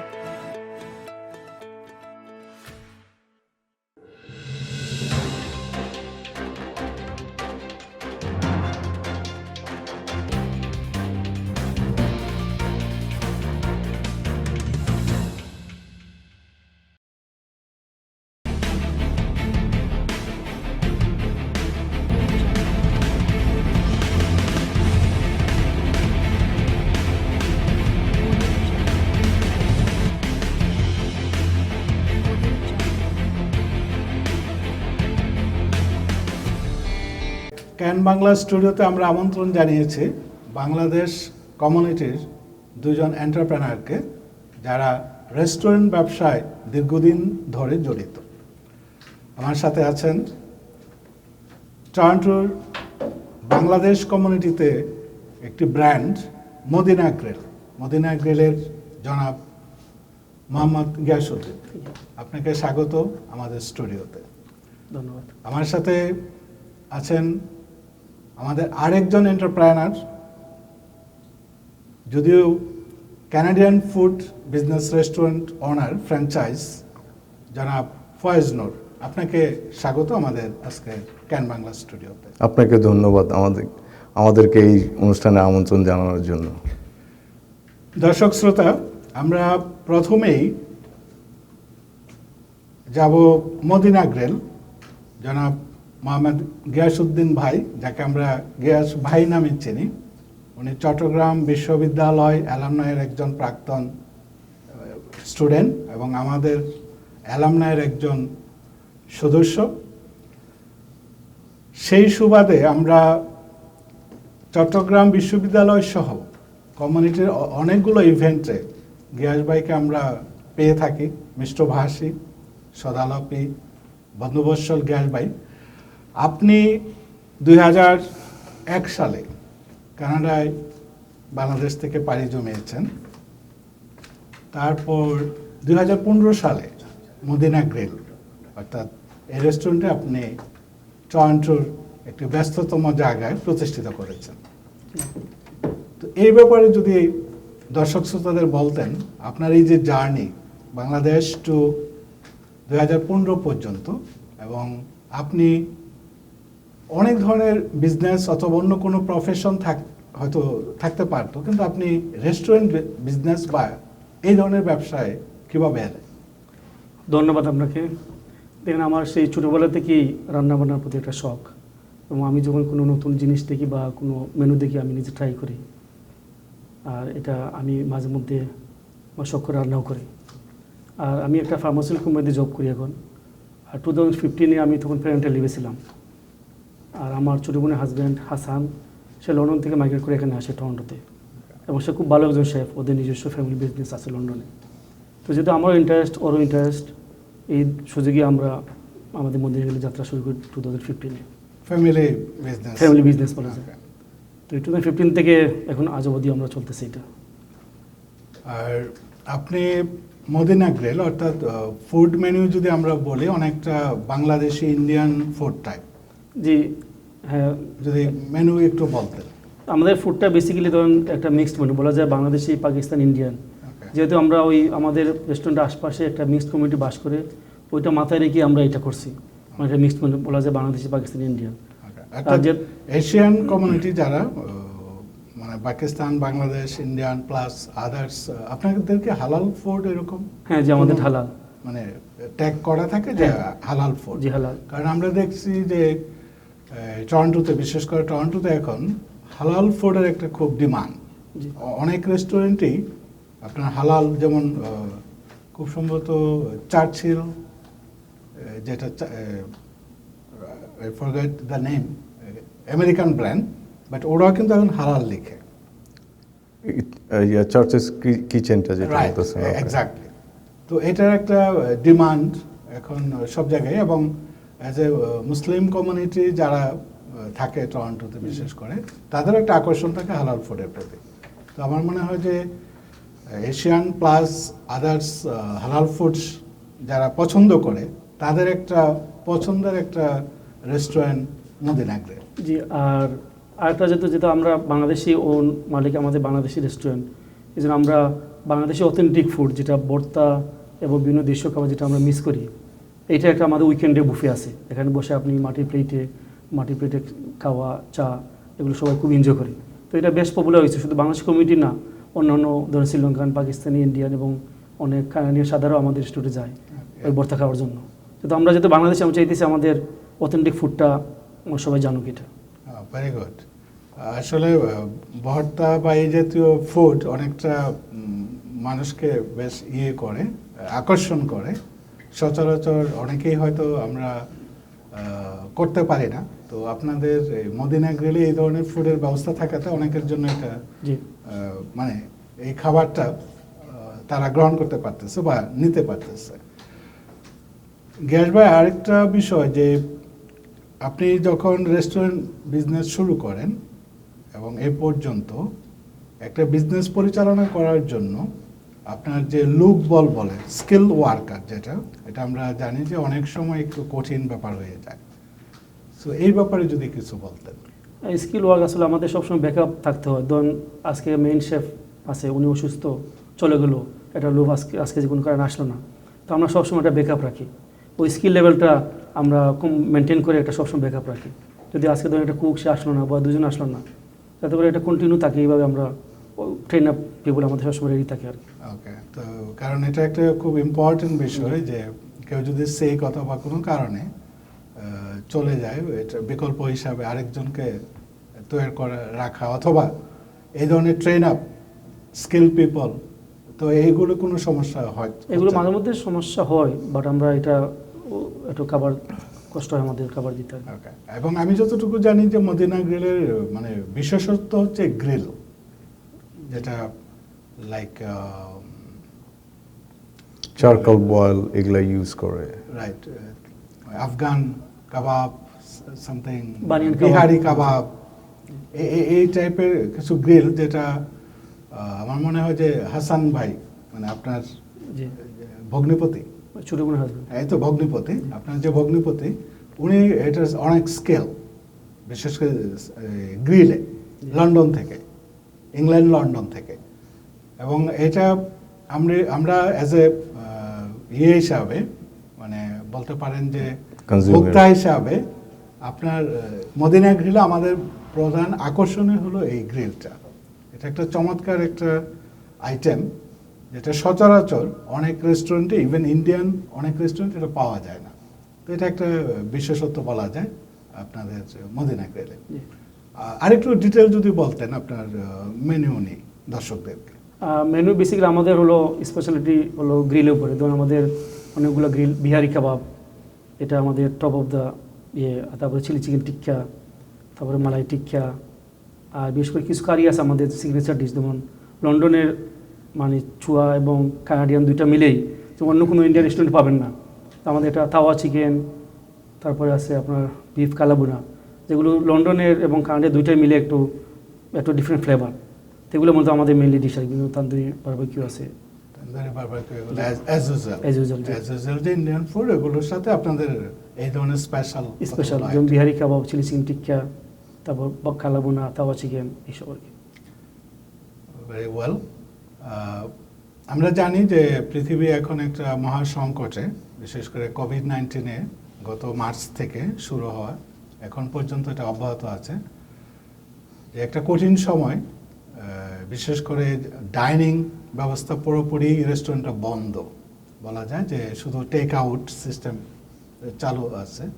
তো এই যে করোনার সময় আপনারা আমরা যারা কাস্টমার, এই সেবাটা আপনারা কিভাবে দিচ্ছেন বা কিভাবে এটা ম্যানেজ করতেছেন? ধন্যবাদ। দেখেন, কোভিডের প্রথম দিকে আমাদের রেস্টুরেন্টের অবস্থা, শুধু আমরা না, সবারই অবস্থা খুবই খারাপ ছিল। মানে তারপরে অনেক রেস্টুরেন্ট পার্মানেন্টলি ক্লোজ হয়ে গেছে।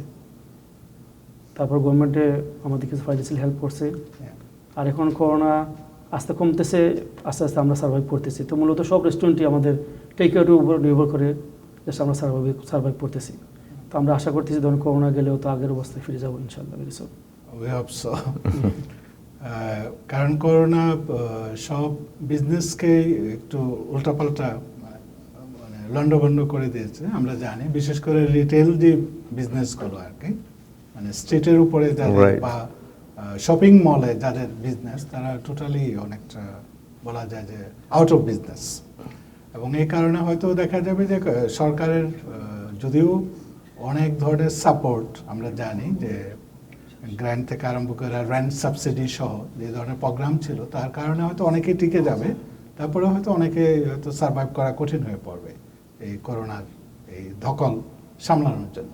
তো আমরা আশা করব যে মদিনা গ্রিল একটি ঐতিহ্যবাহী বাংলাদেশি রেস্টুরেন্ট হিসাবে টরন্টোতে আরও মানে ইয়ে হবে, এক্সপানশন হবে, এবং যারা মদিনা গ্রিলের যারা আমাদের মতো যারা নিয়মিত খাবারের সাথে যারা যুক্ত আছেন, আপনার রেস্টুরেন্টে আমরা যারা যাই, তো আমরা একটা বিষয় লক্ষ্য করেছি যে আপনার বুফে যে সিস্টেম ইনসাইড রেস্টুরেন্ট, সো এটা সম্পর্কে যদি একটু বলতেন। বুফে আসলে বেসিক্যালি আমাদের শুধু উইকেন্ডে, শনিবার এবং রোববারে। এটা মূলত ওই ভর্তা, বিভিন্ন ধরনের ভর্তা আছে এবং দেশীয় মানে একবারে পিওর খাবার। তো ওইসব লোকজন যখন যাবে তখন আনলিমিটেড আপনি ভর্তার চুজ করলেন, দেশীয় কারি খেলেন, মানে তারপর কিছু ডেজার্ট আছে।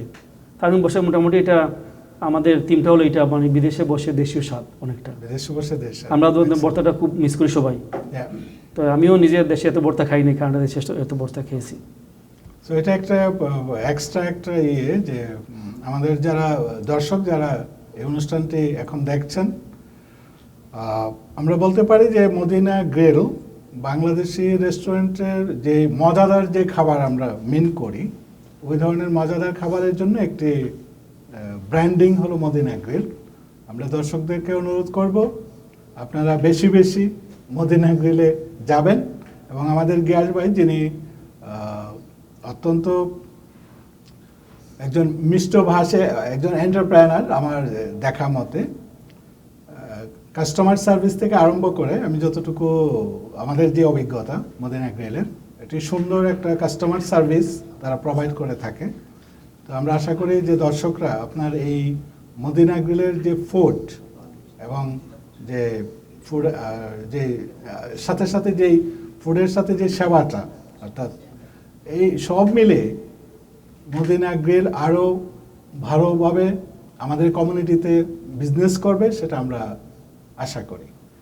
আর সবশেষে আপনার কাছে জানতে চাইবো যে মিডিয়া হিসাবে ক্যান বাংলা বা আমাদের যদি কোনো কিছু করণীয় থাকে আপনাদের বিজনেসকে প্রমোট করার জন্য, যদি কিছু বলেন। হ্যাঁ, দেখুন এখন তো সব মূলত অনলাইন মানে ডিজিটাল মার্কেটিং। আপনি ফেসবুক, ইনস্টাগ্রাম, টিভি, বিভিন্ন ধরনের মিডিয়াতে, এগুলো সোশ্যাল মিডিয়াতে বেশি ইম্পর্টেন্ট এখন। তো অবশ্যই আমরা চাইবো আপনারা আমাদেরকে হেল্প করবেন। ক্যান বাংলাতে যদি আমাদের কোনো সুযোগ থাকে দেওয়ার, আমরা অবশ্যই এটা মানে কন্টিনিউ করবো। ধন্যবাদ গিয়াস ভাই। আমরা খুব হোপফুল যে করোনার এই সময়টা অচিরেই কেটে যাবে। এই যে আমরা আশা করতেছি যে খুব শিগগিরই 100% পিপল ভ্যাকসিনেটেড হয়ে যাবে কানাডায়, হোপফুলি। এবং তারপরে হয়তো যে ডাইনিংয়ের যে স্বাদ, অর্থাৎ টেক আউট আর ডেলিভারির স্বাদ আর ডাইনিং ইনসাইড, যে আড্ডা দেওয়া, খাওয়া, গল্প করা, ইনভাইট করা, মানে আমার বন্ধুকে, আমার ফ্রেন্ডকে, ফ্যামিলিকে সোশ্যালাইজিং করা, সোশ্যাল যে ব্যাপারটা রেস্টুরেন্টে, এটা কিন্তু এখন আমরা টোটালি বঞ্চিত বলা যায়। আমরা আশা করব যে করোনার এই স্বাভাবিক যখন অবস্থা হয়ে যাবে, আমরা আবার রেস্টুরেন্টে এই ধরনের ডাইনিং পরিবেশে আমাদের আত্মীয় স্বজন, ফ্যামিলির সবাইকে ইনভাইট করে আপনার মদিনা গ্রিলে যেতে পারবো। তো আপনাকে অনেক ধন্যবাদ আজকে ক্যান বাংলা স্টুডিওতে আমাদেরকে সময় দেওয়ার জন্য। আপনাকে অসংখ্য ধন্যবাদ আপনার এই সুযোগ, আমাদেরকে কিছু বলার এবং আজকে সুযোগ দেওয়ার জন্য। ফয়েজ নূর ভাই, আপনি যদিও বাংলাদেশি ফুড বা ইন্ডিয়ান ফুড বা এশিয়ান ফুডের বিজনেস বা রেস্টুরেন্ট না, তারপরে আপনার কাছেও আপনার জার্নিটা জানতে চাই যে আপনি 2000 সালে কানাডা যখন পাড়ি দেন, তারপরে 2005-এ আপনার রেস্টুরেন্ট বিজনেসে চলে আসছেন, অর্থাৎ একজন এন্টারপ্রেনার হিসাবে।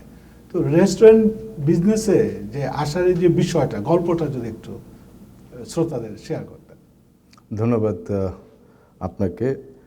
প্রথমে আমি অ্যাকচুয়ালি আমার এডুকেশন হলো তাই মাস্টার্স ইন ইকোনমিক্স, তারপর আমি জব করেছি হলো রিসার্চে, তারপর আমি 12 ইয়ার্স বাংলাদেশে ওয়েল কোম্পানিতে চাকরি করেছি। তো ওয়েল কোম্পানি থেকে সরাসরি এখানে আসা, ল্যান্ডেড ইমিগ্রেন্টে আসার পরপরই আমি পরের দিনই চাকরি পাই হোটেল ইন্টারকন্টিনেন্টালে as a receiving clerk. So এখানে আমি খুব সৌভাগ্য যে পরের দিনই আমি চাকরিটা পেয়ে যাই। ওই হোটেলে চাকরি করার সময় আমার কিছু ট্রেনিং হয় ফুড রিলেটেড ব্যাপারে, ফুড সাইডে, ব্যাঙ্কুয়েট সাইডে, তারপর কিচেনে। I don't have any experience before about the kitchen. So যখন ওইখানে থাকি, আমি প্রায় 2.5 বছর ছিলাম, তো ওখান থেকে দেখলাম যে প্রমোশনের কোনো চান্স নেই ওইখানে, জাস্ট ইউনিয়ন বেসড জব। তারপর আমি চিন্তা করলাম এই বাই দিস টাইমস আমি আবার 3 ইয়ার্সের একটা কোর্স কমপ্লিট করি logistic and supply chain management George Brown থেকে। বের হয়েই আমি পরে চাকরিটা ছেড়ে দিই ইচ্ছা করে, দিয়ে আমি চেষ্টা করি চাকরির জন্য। পরে একটা চাকরি পেয়েই হইলো সোরোভস্কি, আপনার ক্রিস্টাল প্রোডাক্ট যেটা তৈরি করে, ওইখানে লজিস্টিক সুপারভাইজার হিসাবে জয়েন করি ওয়্যার হাউসে। সো ওইখানে আমি 7 দিন জব করার পর আমি দেখলাম যে এটা আমার জন্য না। সো যেহেতু ফুডের সাথে আমি জড়িত ছিলাম, পরে বের হয়ে যেয়ে আমি ট্যাক্সির লাইসেন্স নিই 20 দিনের জন্য। 20 দিনে ক্লাস করে আমি 1 বছর ট্যাক্সির লাইসেন্স নিই, এবং যেখানে ঘুরি আমি বিজনেসের জন্য খুব ঘোরাঘুরির চেষ্টা করি। সো বাই দিস টাইমস 2004-এ আমার একটু অসোয়ার দিকে একটু নজর পড়ে যে এই দিকে কোনো বিজনেস করা যায় কিনা, তারপর অকভিলের দিকে। তো 2005-এ এসে আমার দেখলাম যে এক জায়গায় ট্যাক্সি চালার সময় আমি একটু রেস্ট নেওয়ার জন্য ওই উইম্পিজে ঢুকার পরে দেখি যে ভালো এনভায়রনমেন্ট, অপারেশনগুলো খুব ভালো, ম্যানেজেবল মনে হচ্ছিল যে আমার কাছে। পরে এখানে যেখানে সার্ভার ছিল তাকে জিজ্ঞাসা করলাম কে মালিক, আর তার সঙ্গে আলাপ করলাম।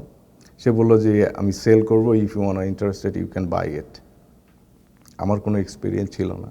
পরে দাম ঠিকঠাক করার পরেই আমি বললাম যে আমি 1 মাস পর ডিল করব, আমি 1 মাস এখানে করব, হ্যাঁ ট্রায়াল দেখবো যে কীভাবে অপারেশন হয়। আমি হাতে কলমে, কারণ আমার তো আইডিয়া নেই, ইভেন পিকেলটা কোনটা কী জিনিস I don't know, the relish কোনটা কোন জিনিস এমনি জানি, বাট অনেক আইটেম আছে, ভ্যারাইটিস আইটেম, এগুলো আমার। তারপর বেসিক্যালি অল পর্ক আইটেম।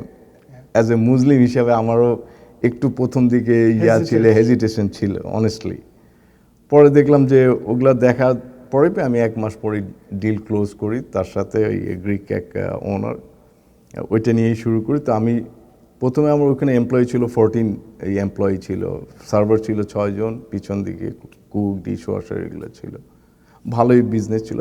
এইভাবেই আমার ইনভলভ। কিন্তু আমি 2 মাসে উনি একটা গিয়াস ভাই একটা কথা বলছিলেন যে ব্যাকআপ, পিছন দিকে একটা মেইন কুকের সাথে বা 2টা কুকের সাথে আপনাকে অবশ্যই নিজেকে জানতে হবে। যদি কেউ সিক কল করে, you have to manage yourself at the কিচেনে মানতে, কারণ কোয়ালিটি মেনটেন করতে হবে। তারপর গার্নিশিং, ডিশের গার্নিশগুলো ঠিক রাখতে হবে। সেই কারণে আমি প্রায় 1 মাস, মানে ভোর 5টায় যেতাম, একটা রাত 11টায় আসতাম। 1 মাস আমি টানা, মানে পড়ালেখার মতো একটা থিসিস করার মতো করছি, হাতে কলমে লিখছি কোন জায়গায় কী করে না করে। এভাবেই এই বিজনেসে ইনভলভ হয়েছি। এখন মোটামুটি চলতেছে। তারপর মাঝখানে একটু সমস্যায় পড়েছিলাম, যেটা যখন রেসেশন আসলো 2007-2008 একটা রেসেশন আসছে, যখন জিএম প্ল্যান্ট, আমার জিএম প্ল্যান্টের কাছাকাছি এটা বন্ধ হয়ে গেছে, ওইটা বন্ধ হয়ে গেছে টোটালি। ওখানে 7,000 এমপ্লয়ি ছিল। Every night I use to get order like $1,000, $2,000, সেটা বন্ধ হয়ে গেছে হঠাৎ করে। তারপরে আরেকটা ডিজাস্টার হয়েছে, এই এক্সেন এক্সিট ছিল এই আমার, মানে এক্সিট হইলে আমার রেস্টুরেন্টটা পড়তো। সো ওই এক্সিট, ওইটা পার্ক রোড ছিল, এখন স্টিভেনসন করছে, ওইটাও বন্ধ হয়ে গেল। Totally disaster. যেখানে আমার 90,000 মান্থলি সেল হইতো, 100,000 সেল হইতো, সেটা সেল চলে আসলো 30,000, 1/3 চলে আসলো। তো আমার এমপ্লয়ি ছিল তখন বোধহয় 15 না 16।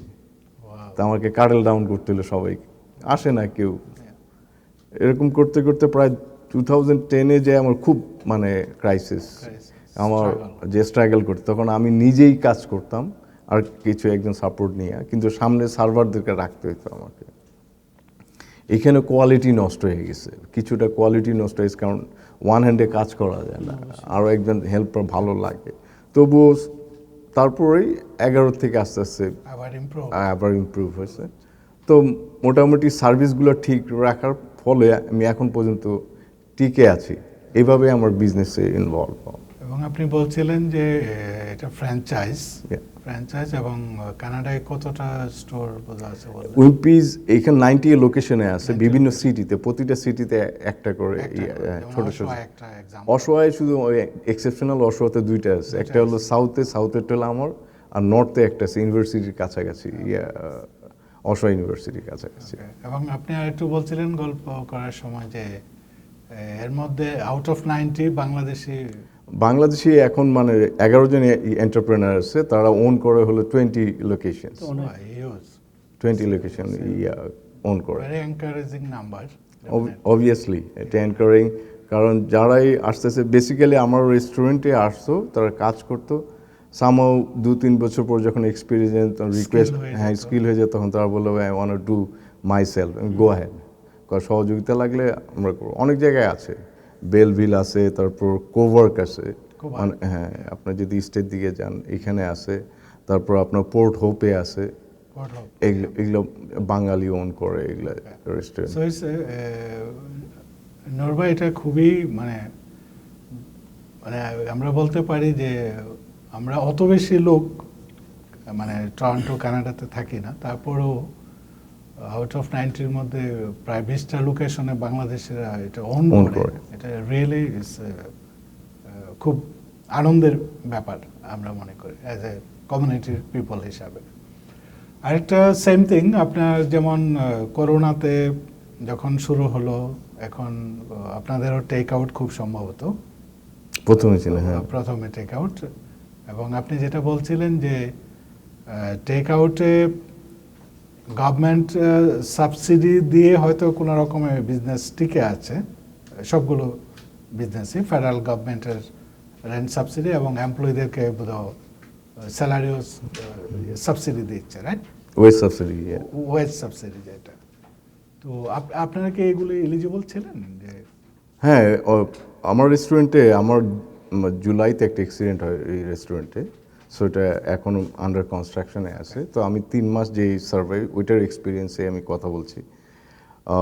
প্রথমে যে রেন্ট সাবসিডি তো আমরা পাইনি, এপ্রিল মে জুনে যে তারা গভর্নমেন্ট কিছু ফ্যাসিলিটিজে ওয়েজ সাবসিডি প্রথমে চালু করলো, কারণ আপনার যে টেক আউট দিয়ে আপনি রেন্টও করতে পারবেন না, এমপ্লয়ির পেমেন্টও করতে পারবেন না। সো এখানে 3টা ক্যাটাগরি আপনাকে করতে হবে, একটা হলো এথনিক্যাল রেস্টুরেন্ট, একটা হলো ফ্যামিলি বেজ রেস্টুরেন্ট, আর একটা হলো franchise or the fine dining restaurant, যারা ড্রিঙ্কস নিয়ে বার অ্যান্ড গ্রিল নিয়ে যারা ডিল করে। তো বার অ্যান্ড গ্রিল নিয়ে যারা ডিল করে তারা এই সাবসিডি দিয়ে সার্ভাইভ করতে পারবেন। আপনি মোস্ট অফ দ্য রেস্টুরেন্ট দেখবেন ক্লোজ, যেরকম মাইলস্টোন, তারপর কেক, এগুলো সবই বন্ধ, এগুলা এই টুকটাক দিয়ে সাবসিডি দিয়ে হবে না, না, কারণ একটা কেক লোকেশনের রেস্টুরেন্টের রেন্টই হলো প্রায় $80,000-90,000, হিউজ। হ্যাঁ, একটা কেক মাইলস্টোনও নেয় ওরকমই, হ্যাঁ তাদের সেল ভলিউম থাকে মান্থলি হলো আপনার $1 মিলিয়ন মতো সেল ভলিউম, যদি ওইটা স্টাডি করা হয়। সো এখানে 3টা ক্যাটাগরিতে যারা এথনিক্যাল ফুড তৈরি করে, যেরকম আমাদের গিয়াস ভাই আছে মদিনা গ্রিল, তাদের আবার এখানে আরেকটা ক্রাইটেরিয়া হলো আপনি এমপ্লয়ি থাকবে 5-এর নিচে, দে ক্যান সার্ভাইভ ইট। আর যে মোর দেন 5 হলে সার্ভাইভ করা সম্ভব না, কারণ আপনার ওভারহেড কস্ট অনেক হাই হয়ে যাবে। তারপরে এই এথনিক্যাল গ্রুপগুলো টিকে যাবে কিছুটা, 50% যদি গভর্নমেন্ট প্রথম দিকে বোধহয় 50%ও দেয়নি, প্রথমে দেয়নি, কম দিছে। আবার কেউ কেউ ল্যান্ডলর্ড মানতে চায় না, আমার প্র্যাকটিক্যাল এক্সপিরিয়েন্সে, যে উইল নট গিভ 50%, আমি করবো না, তুমি দিবা আর গভর্নমেন্ট আমাকে দিবে। প্রথমে এটা হয়নি, পরে এই গভর্নমেন্ট অন্টারিও গভর্নমেন্ট বললো যে ইউ শুড অ্যাপ্লাই ডিরেক্টলি, মানে এন্টারপ্রেনারদেরকে বললো যে ইউ শুড শহরে অ্যাপ্লাই করো, আমি তোমার 50% দিয়ে দিচ্ছি এইভাবে। তো এইখানে কিছুটা কাভার হয়েছে। আর আরেকটা জিনিস হলো যে ওই যে ওয়েজ সাবসিডি, ওয়েজ সাবসিডির অ্যাডভান্টেজটা হলো যে এই যে এথনিক্যাল গ্রুপের যে 4-5 জন থাকে, তারা 75% কাভারেজ পায়, 75% কাভারেজ পায়। সো এখন মানে এটা I don't like to say, but is a sound bad, কিছু কিছু যে ফ্যামিলি বেজ অ্যান্ড এথনিক্যাল যে রেস্টুরেন্টগুলো আছে, তারা কি করছে, আগে মনে করেন যে 4-5 জন কাজ করতো, এখানে ওয়েজ সাবসিডিটা ইউজ করতো না, মানে রেন্ট দিত, মনে করেন যে $15 দিত, কিন্তু যখন অনেক রেস্টুরেন্টে, আমি জানি না গিয়াস ভাই, অনেক রেস্টুরেন্টে দেখছি তারা করছে কি স্যালারিটা বাড়ায় দিছে হলো আপনার $20 পার আওয়ার, $25 পার আওয়ার।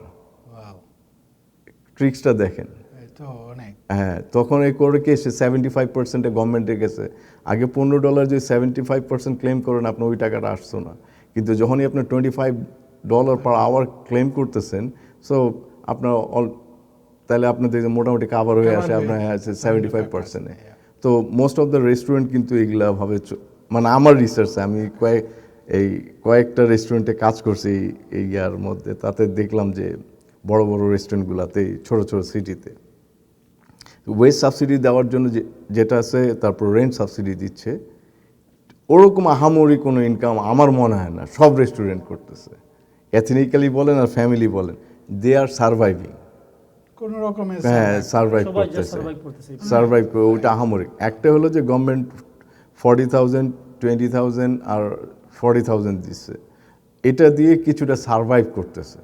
কিছুটা হয়তো হ্যাঁ, আবার Cash কেউ flow আর কি, আবার কিছুটা কেউ cash flow। মিসইউজও করছে, এটা আমি বলবো না। অনেকে এই 40,000, 20,000 নিয়ে অ্যাডভান্টেজও নিচ্ছে, নিয়ে দোকান বন্ধ করে দিচ্ছে। এরকম থাকতে আমার প্র্যাকটিক্যালি এক্সপিরিয়েন্সে দেখছি অনেকে বন্ধ, যাদের সেল অত ছিল না। এক্স্যাক্টলি।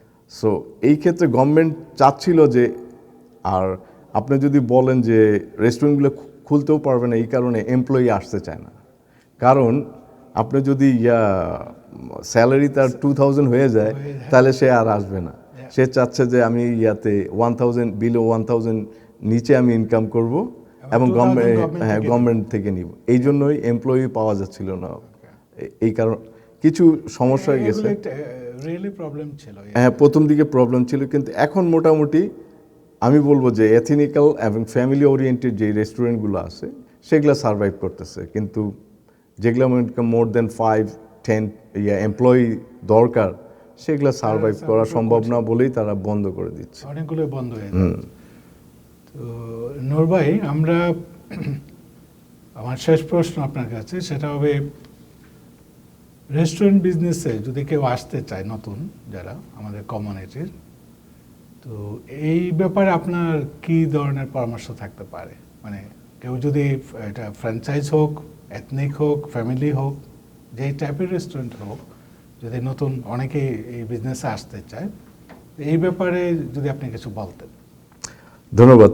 প্রথমে বলবো যে এন্টারপ্রেনার হতে হলে প্রথমে, এটা বাংলাদেশ না, এটা হলো আমাদের একটা নতুন আবাসস্থল, কানাডিয়ান একটা ওয়ার্ক এথিক্স আছে। সেই জন্য প্রথমেই আপনাকে জানতে হবে ওয়ার্ক এথিক্স। আপনার কোনো ব্যবসায় টাকা ইনভলভ করার আগে আপনাকে নিজে এক্সপিরিয়েন্স নিতে হবে। At least you have to work 6 to 8 months। আপনাকে কাজ করে জানতে হবে ওর হলো ওয়ার্ক এথিক্স, অ্যাডমিনিস্ট্রেশনটা কীভাবে চলতেছে, ইনভেন্টরি কীভাবে কন্ট্রোল করতেছে, তারপর ওভারহেড কীভাবে ম্যানেজ করতেছে, কারণ কোন এমপ্লয়িকে কীভাবে আপনি আওয়ার দিবেন, তারপর ইনভেন্টরি আপনি কীভাবে করবেন, কেউ ওয়েস্টেজ করতেছে কিনা, পারচেজ কোন জায়গায় সোর্স আউট করতে পারতেছেন কিনা, এগুলো আপনাকে জানতে হবে। সো আমার প্রথম উদ্দেশ্যই থাকবে যে আমি আগে জানবো, যেই কোনো ব্যবসায় যদি আমি ঢুকি, you have to get a experience first. তারপর সেকেন্ড হলো, আপনি ব্যবসায় ঢুকতে গেলে প্রথমে দেখতে হবে যে আপনার কত টাকা প্রয়োজন, কোথা থেকে আপনার টাকা নেবেন। কেউ পার্টনারশিপে করে, কেউ ব্যাংক থেকেও লোন নেয়।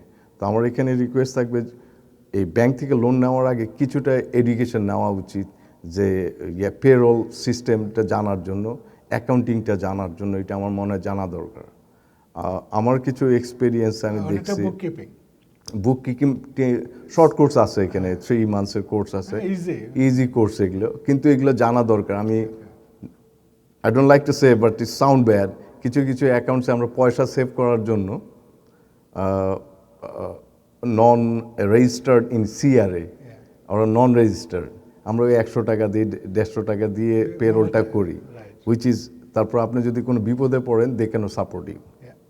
সেই জন্য রেজিস্টার্ড অ্যাকাউন্টেন্ট দিয়ে কাজ করানোটা বেটার। আপনাকে 250 টাকা দিতে হবে, বাট কোনো যদি অ্যাকাউন্টিং প্রবলেমে পড়ে যান, মানে কোনো এরর অথবা হ্যাঁ হয়তো এরর হবেই, এরর হবে, এটা আপনার, হ্যাঁ এটা আপনি বলতে পারেন না। কারণ আমি এন্টারপ্রেনার, আমি এই মাসে এইচএসটি দিতে পারিনি, নেক্সট ইয়ারে আমি নেক্সট কোয়ার্টারে আমি কাভার করব, সেটা করবে অ্যাকাউন্টেন্ট। সো এইখানে আমার অ্যাকাউন্টিং এটা জানতে হবে। আরেকটা জিনিস, যখন কোনো কিছু ডিল করতে যাবেন, আমার রিকোয়েস্ট থাকবে, you have to take a lawyer. এই লয়ার নিলে আপনার 3,500 থেকে 4,000 টাকা যাবে, ডাজন্ট ম্যাটার, কিন্তু লয়ারকে নিলে আপনার যার সাথে আপনি লিজ করতেছেন অর পার্টনারশিপ করতেছেন, they will give a written documentation. আমার অভিজ্ঞতাতে, আমি গিয়াস ভাই বোধহয় অনেক জানেন, তো ব্যবসায়ী করেন, ওই বন্ধু বান্ধব ফ্যামিলি নিয়ে এসে এক সময় গোলমাল লেগে যায়। তখন যদি আপনার এলাবোরেটলি ডিসকাশন না থাকে যে আপনার অর্গানোগ্রামে কে কত টাকা পাবে, কার কত শেয়ার, কত ইনভলভমেন্ট, সেটা লয়ার ঠিক করে রেসপন্সিবিলিটিকে। আপনার যদি লস হয়ে যায়, হু গোনা টেক ওভার, কোন পার্সেন্টেজটা লস কাভার করবে। সো লয়ার নেওয়াটা একটা বেস্ট যখন ব্যবসা শুরু করতে হয়। আর একটা রিকোয়েস্ট থাকবে, যখন কোনো লোকেশন মানে কোনো দোকান বা স্টোর নিতে যান, এটা যদি এক্সিস্টিং কোনো রেস্টুরেন্ট থাকে, আপনাকে রেস্টুরেন্টের ভিতরের সব কিছু জানতে হবে। যেরকম ওই বিল্ডিংটা কি ডেমোলিশন ইয়ার মধ্যে পড়ে কিনা, কারণ অনেক বিল্ডিং আছে ডেমোলিশনে পড়ে, 10 বছর পর ভেঙে ফেলবে। আপনি এগ্রিমেন্ট করলেন 15 ইয়ার্স, কিন্তু দেখা গেল 10 বছর পর 5 বছর ভেঙে ফেললো, আপনাকে কোনো কম্পেনসেশন দিবে না। But already we invested $500,000। So এই জিনিসগুলো লুক আফটার করতে হয়, আপনাকে জানতে। হ্যাঁ, ভিতরে। এই জন্য মানে কোনো ব্যবসায় ঢুকতে গেলে, যেরকম একটা ব্যবসায় ঢুকতে গেলে দোকানটা থাকে ফ্রি, আপনার কিছু জাস্ট এইচভ্যাক থাকে, যে এইচভ্যাক মেনটেন্যান্স কে নিবে, টিএমআই বলে একটা কথা আছে, ট্যাক্স, মেনটেন্যান্স, ইন্স্যুরেন্স, এটার খরচ কত, এগুলোর ডিটেলস ক্যালকুলেশন করে আমার মনে হয় মান্থলি একটা বুক কিপিং করে আপনি বুঝতে পারেন এখানে ঢুকলে কি আমি ব্যবসা করতে পারবো কিনা। এবং ছোটখাটো একটা বাজেট করতে, রাইট। আবার গিয়াস ভাই একটা কথা বললো যে তার মেনুটা করছে কিভাবে, আমি যেই এরিয়ায় ব্যবসা করব সেইটা কোন গ্রুপের লোকগুলা থাকে, কত ইনকাম গ্রুপের লোকরা থাকে, এগুলা স্ট্যাটিক্যাল অ্যানালাইসিস করা উচিত। আমি মানে বাংলাদেশ যেখানে অনেক মানুষ থাকে সেটার ব্যাপার না, এনিওয়্যার ইন কানাডা, আমি একটা বেসিক জিনিস এগুলো আপনাকে জানতে হবে। আরেকটা হলো যে ফাইন্যান্সের ব্যাপারে আপনাকে সবসময় সতর্ক থাকতে হবে। আপনি কোনো সময় যখন ব্যাংকের কাছে বা কোন মর্টগেজ কনসালটেন্টের কাছে যাবেন, কোনো সময় আপনার বাড়ি লিন দিবেন না, কোনো প্রপার্টি লিন দিবেন না। তারা চাবে লিনটা নেওয়ার জন্য, কোনো সময় লিন দিবেন না।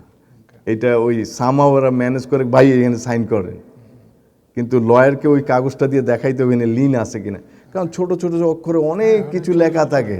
যখন আপনি বিপদে পড়বেন তখন দেখবেন ওই ক্লোজটা উঠাই দিবে। সেই জন্য মৌখিকভাবে লয়ারের সাথে করসপন্ড করে, ল্যান্ড যার কাছে ভাড়া নেবেন তাদের সাথে ফুললি মানে আপনাকে আইডেন্টিফাই করতে হবে, তারপর ইউ মুভ টু বিজনেস। এটাই হলো আমার একটা উপদেশ নিউ এন্টারপ্রেনারদের জন্য। কারণ নূর ভাই, আমরা জানি যে বাংলাদেশি যারা মাইগ্রেট করে আসে বাংলাদেশ থেকে, স্কেল বাংলাদেশে হয়তো তার স্কেল থাকে অন্য ধরনের, কিন্তু কানাডার এনভায়রনমেন্টে আমাদের এডুকেশন, আমাদের স্কেল অনেকটাই ম্যাচ করে না। যদিও আমি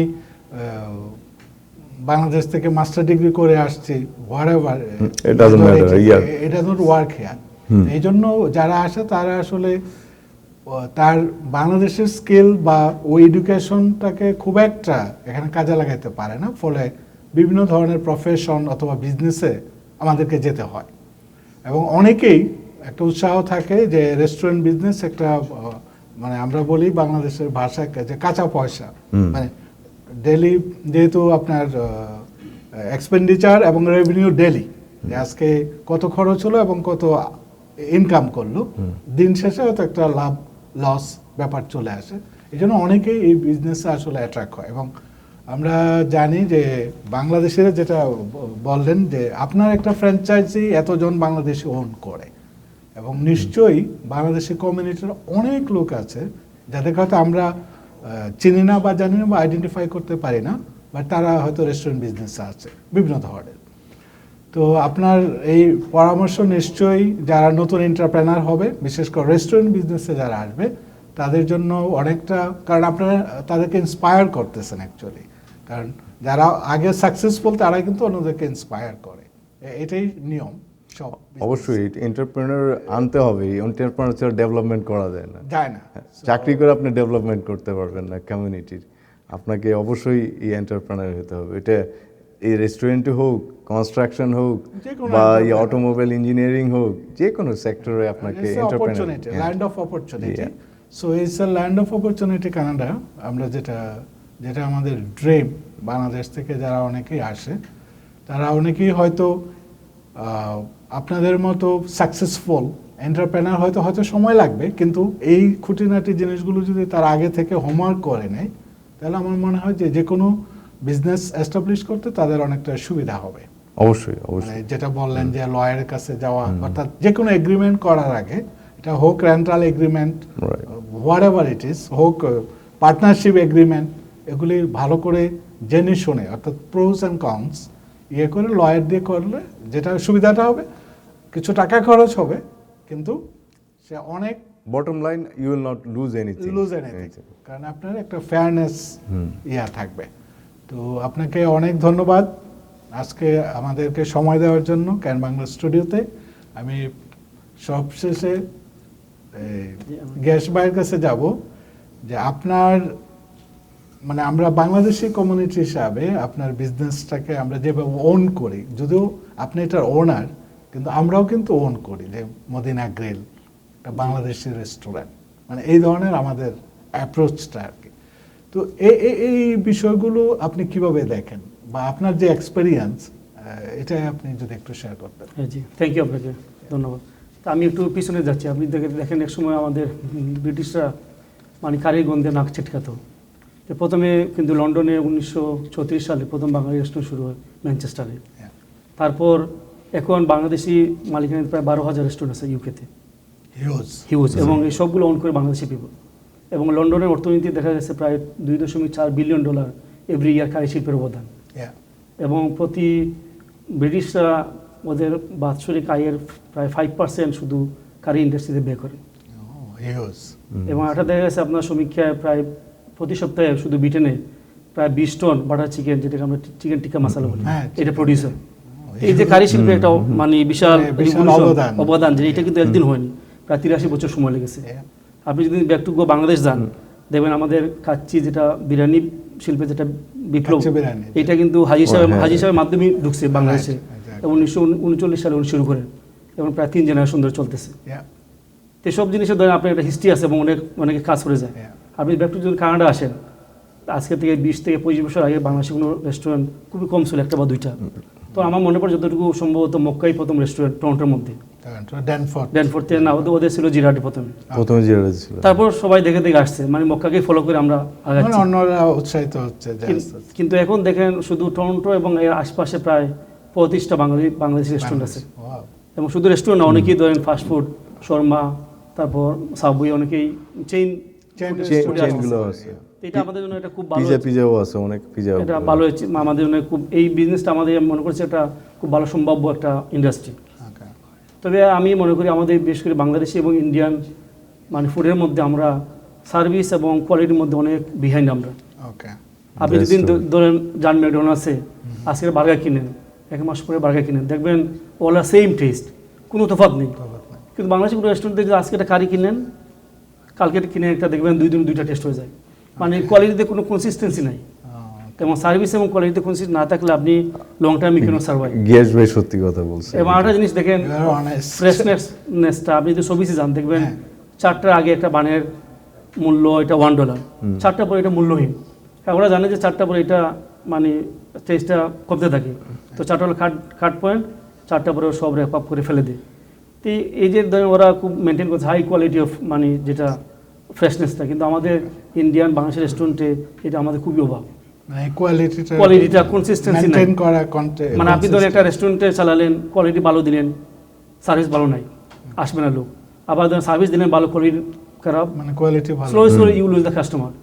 তো এটা আমাদের একটা বিশাল অন্তরায়, মানে আমি মনে করি দুর্বলতা। এটা আমাদেরকে, আর এটা এই শিল্পটা হ্যাঁ জি ইমপ্রুভ করতে হবে। আমি মনে করি এই শিল্পটা একটা আর্ট এবং এটা রিয়েলি একটা মানে রান্না করে একটা শিল্প এটা। তো এখানে অনেক ধৈর্য এবং পেশন নিয়ে কাজ করতে হবে।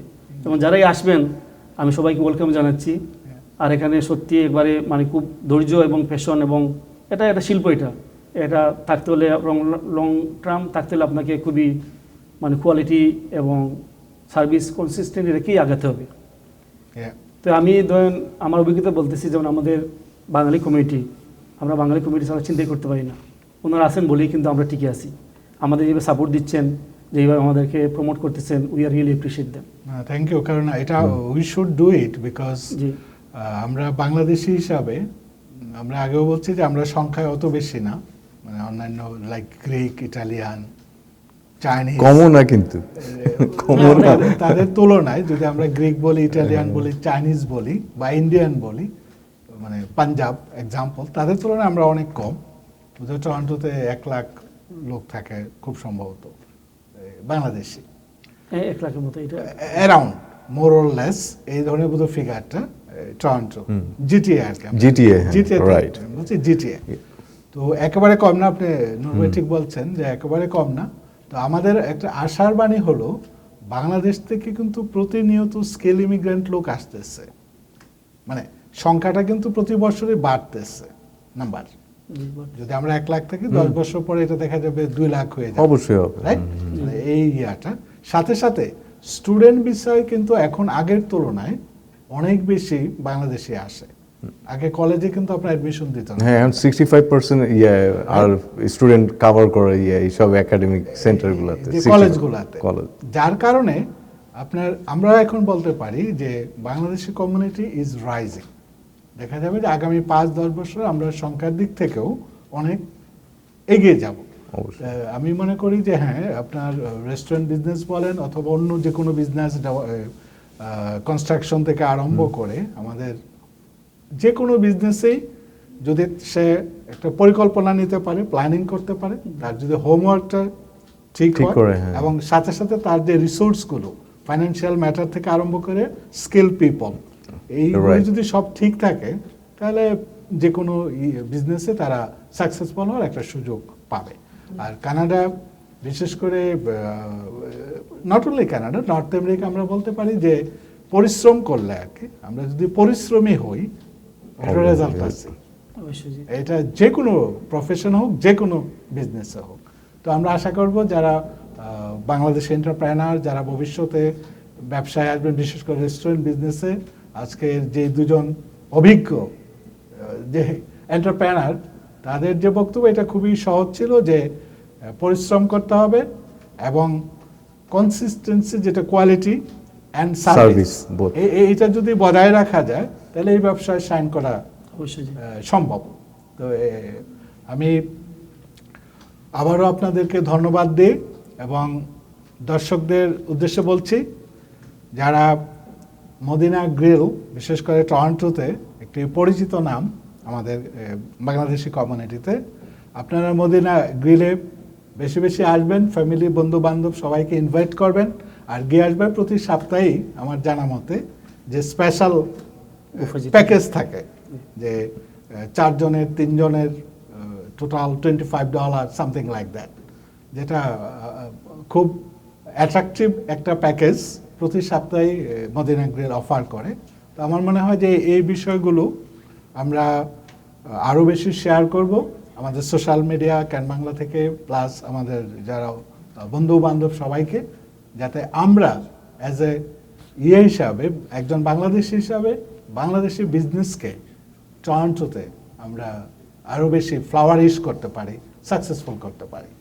আর নূর ভাই, আপনি যদিও অসোয়া, আমরা জিটিএতে অসোয়াতে এখন প্রচুর বাংলাদেশে, আমার জানা মতে এই কয়েক বছরে, জাস্ট ফিউ ইয়ার্স, অনেক বাংলাদেশি তারা টরন্টো থেকে শিফট করতেছে অসোয়াতে, এক্সপ্যানশন হচ্ছে।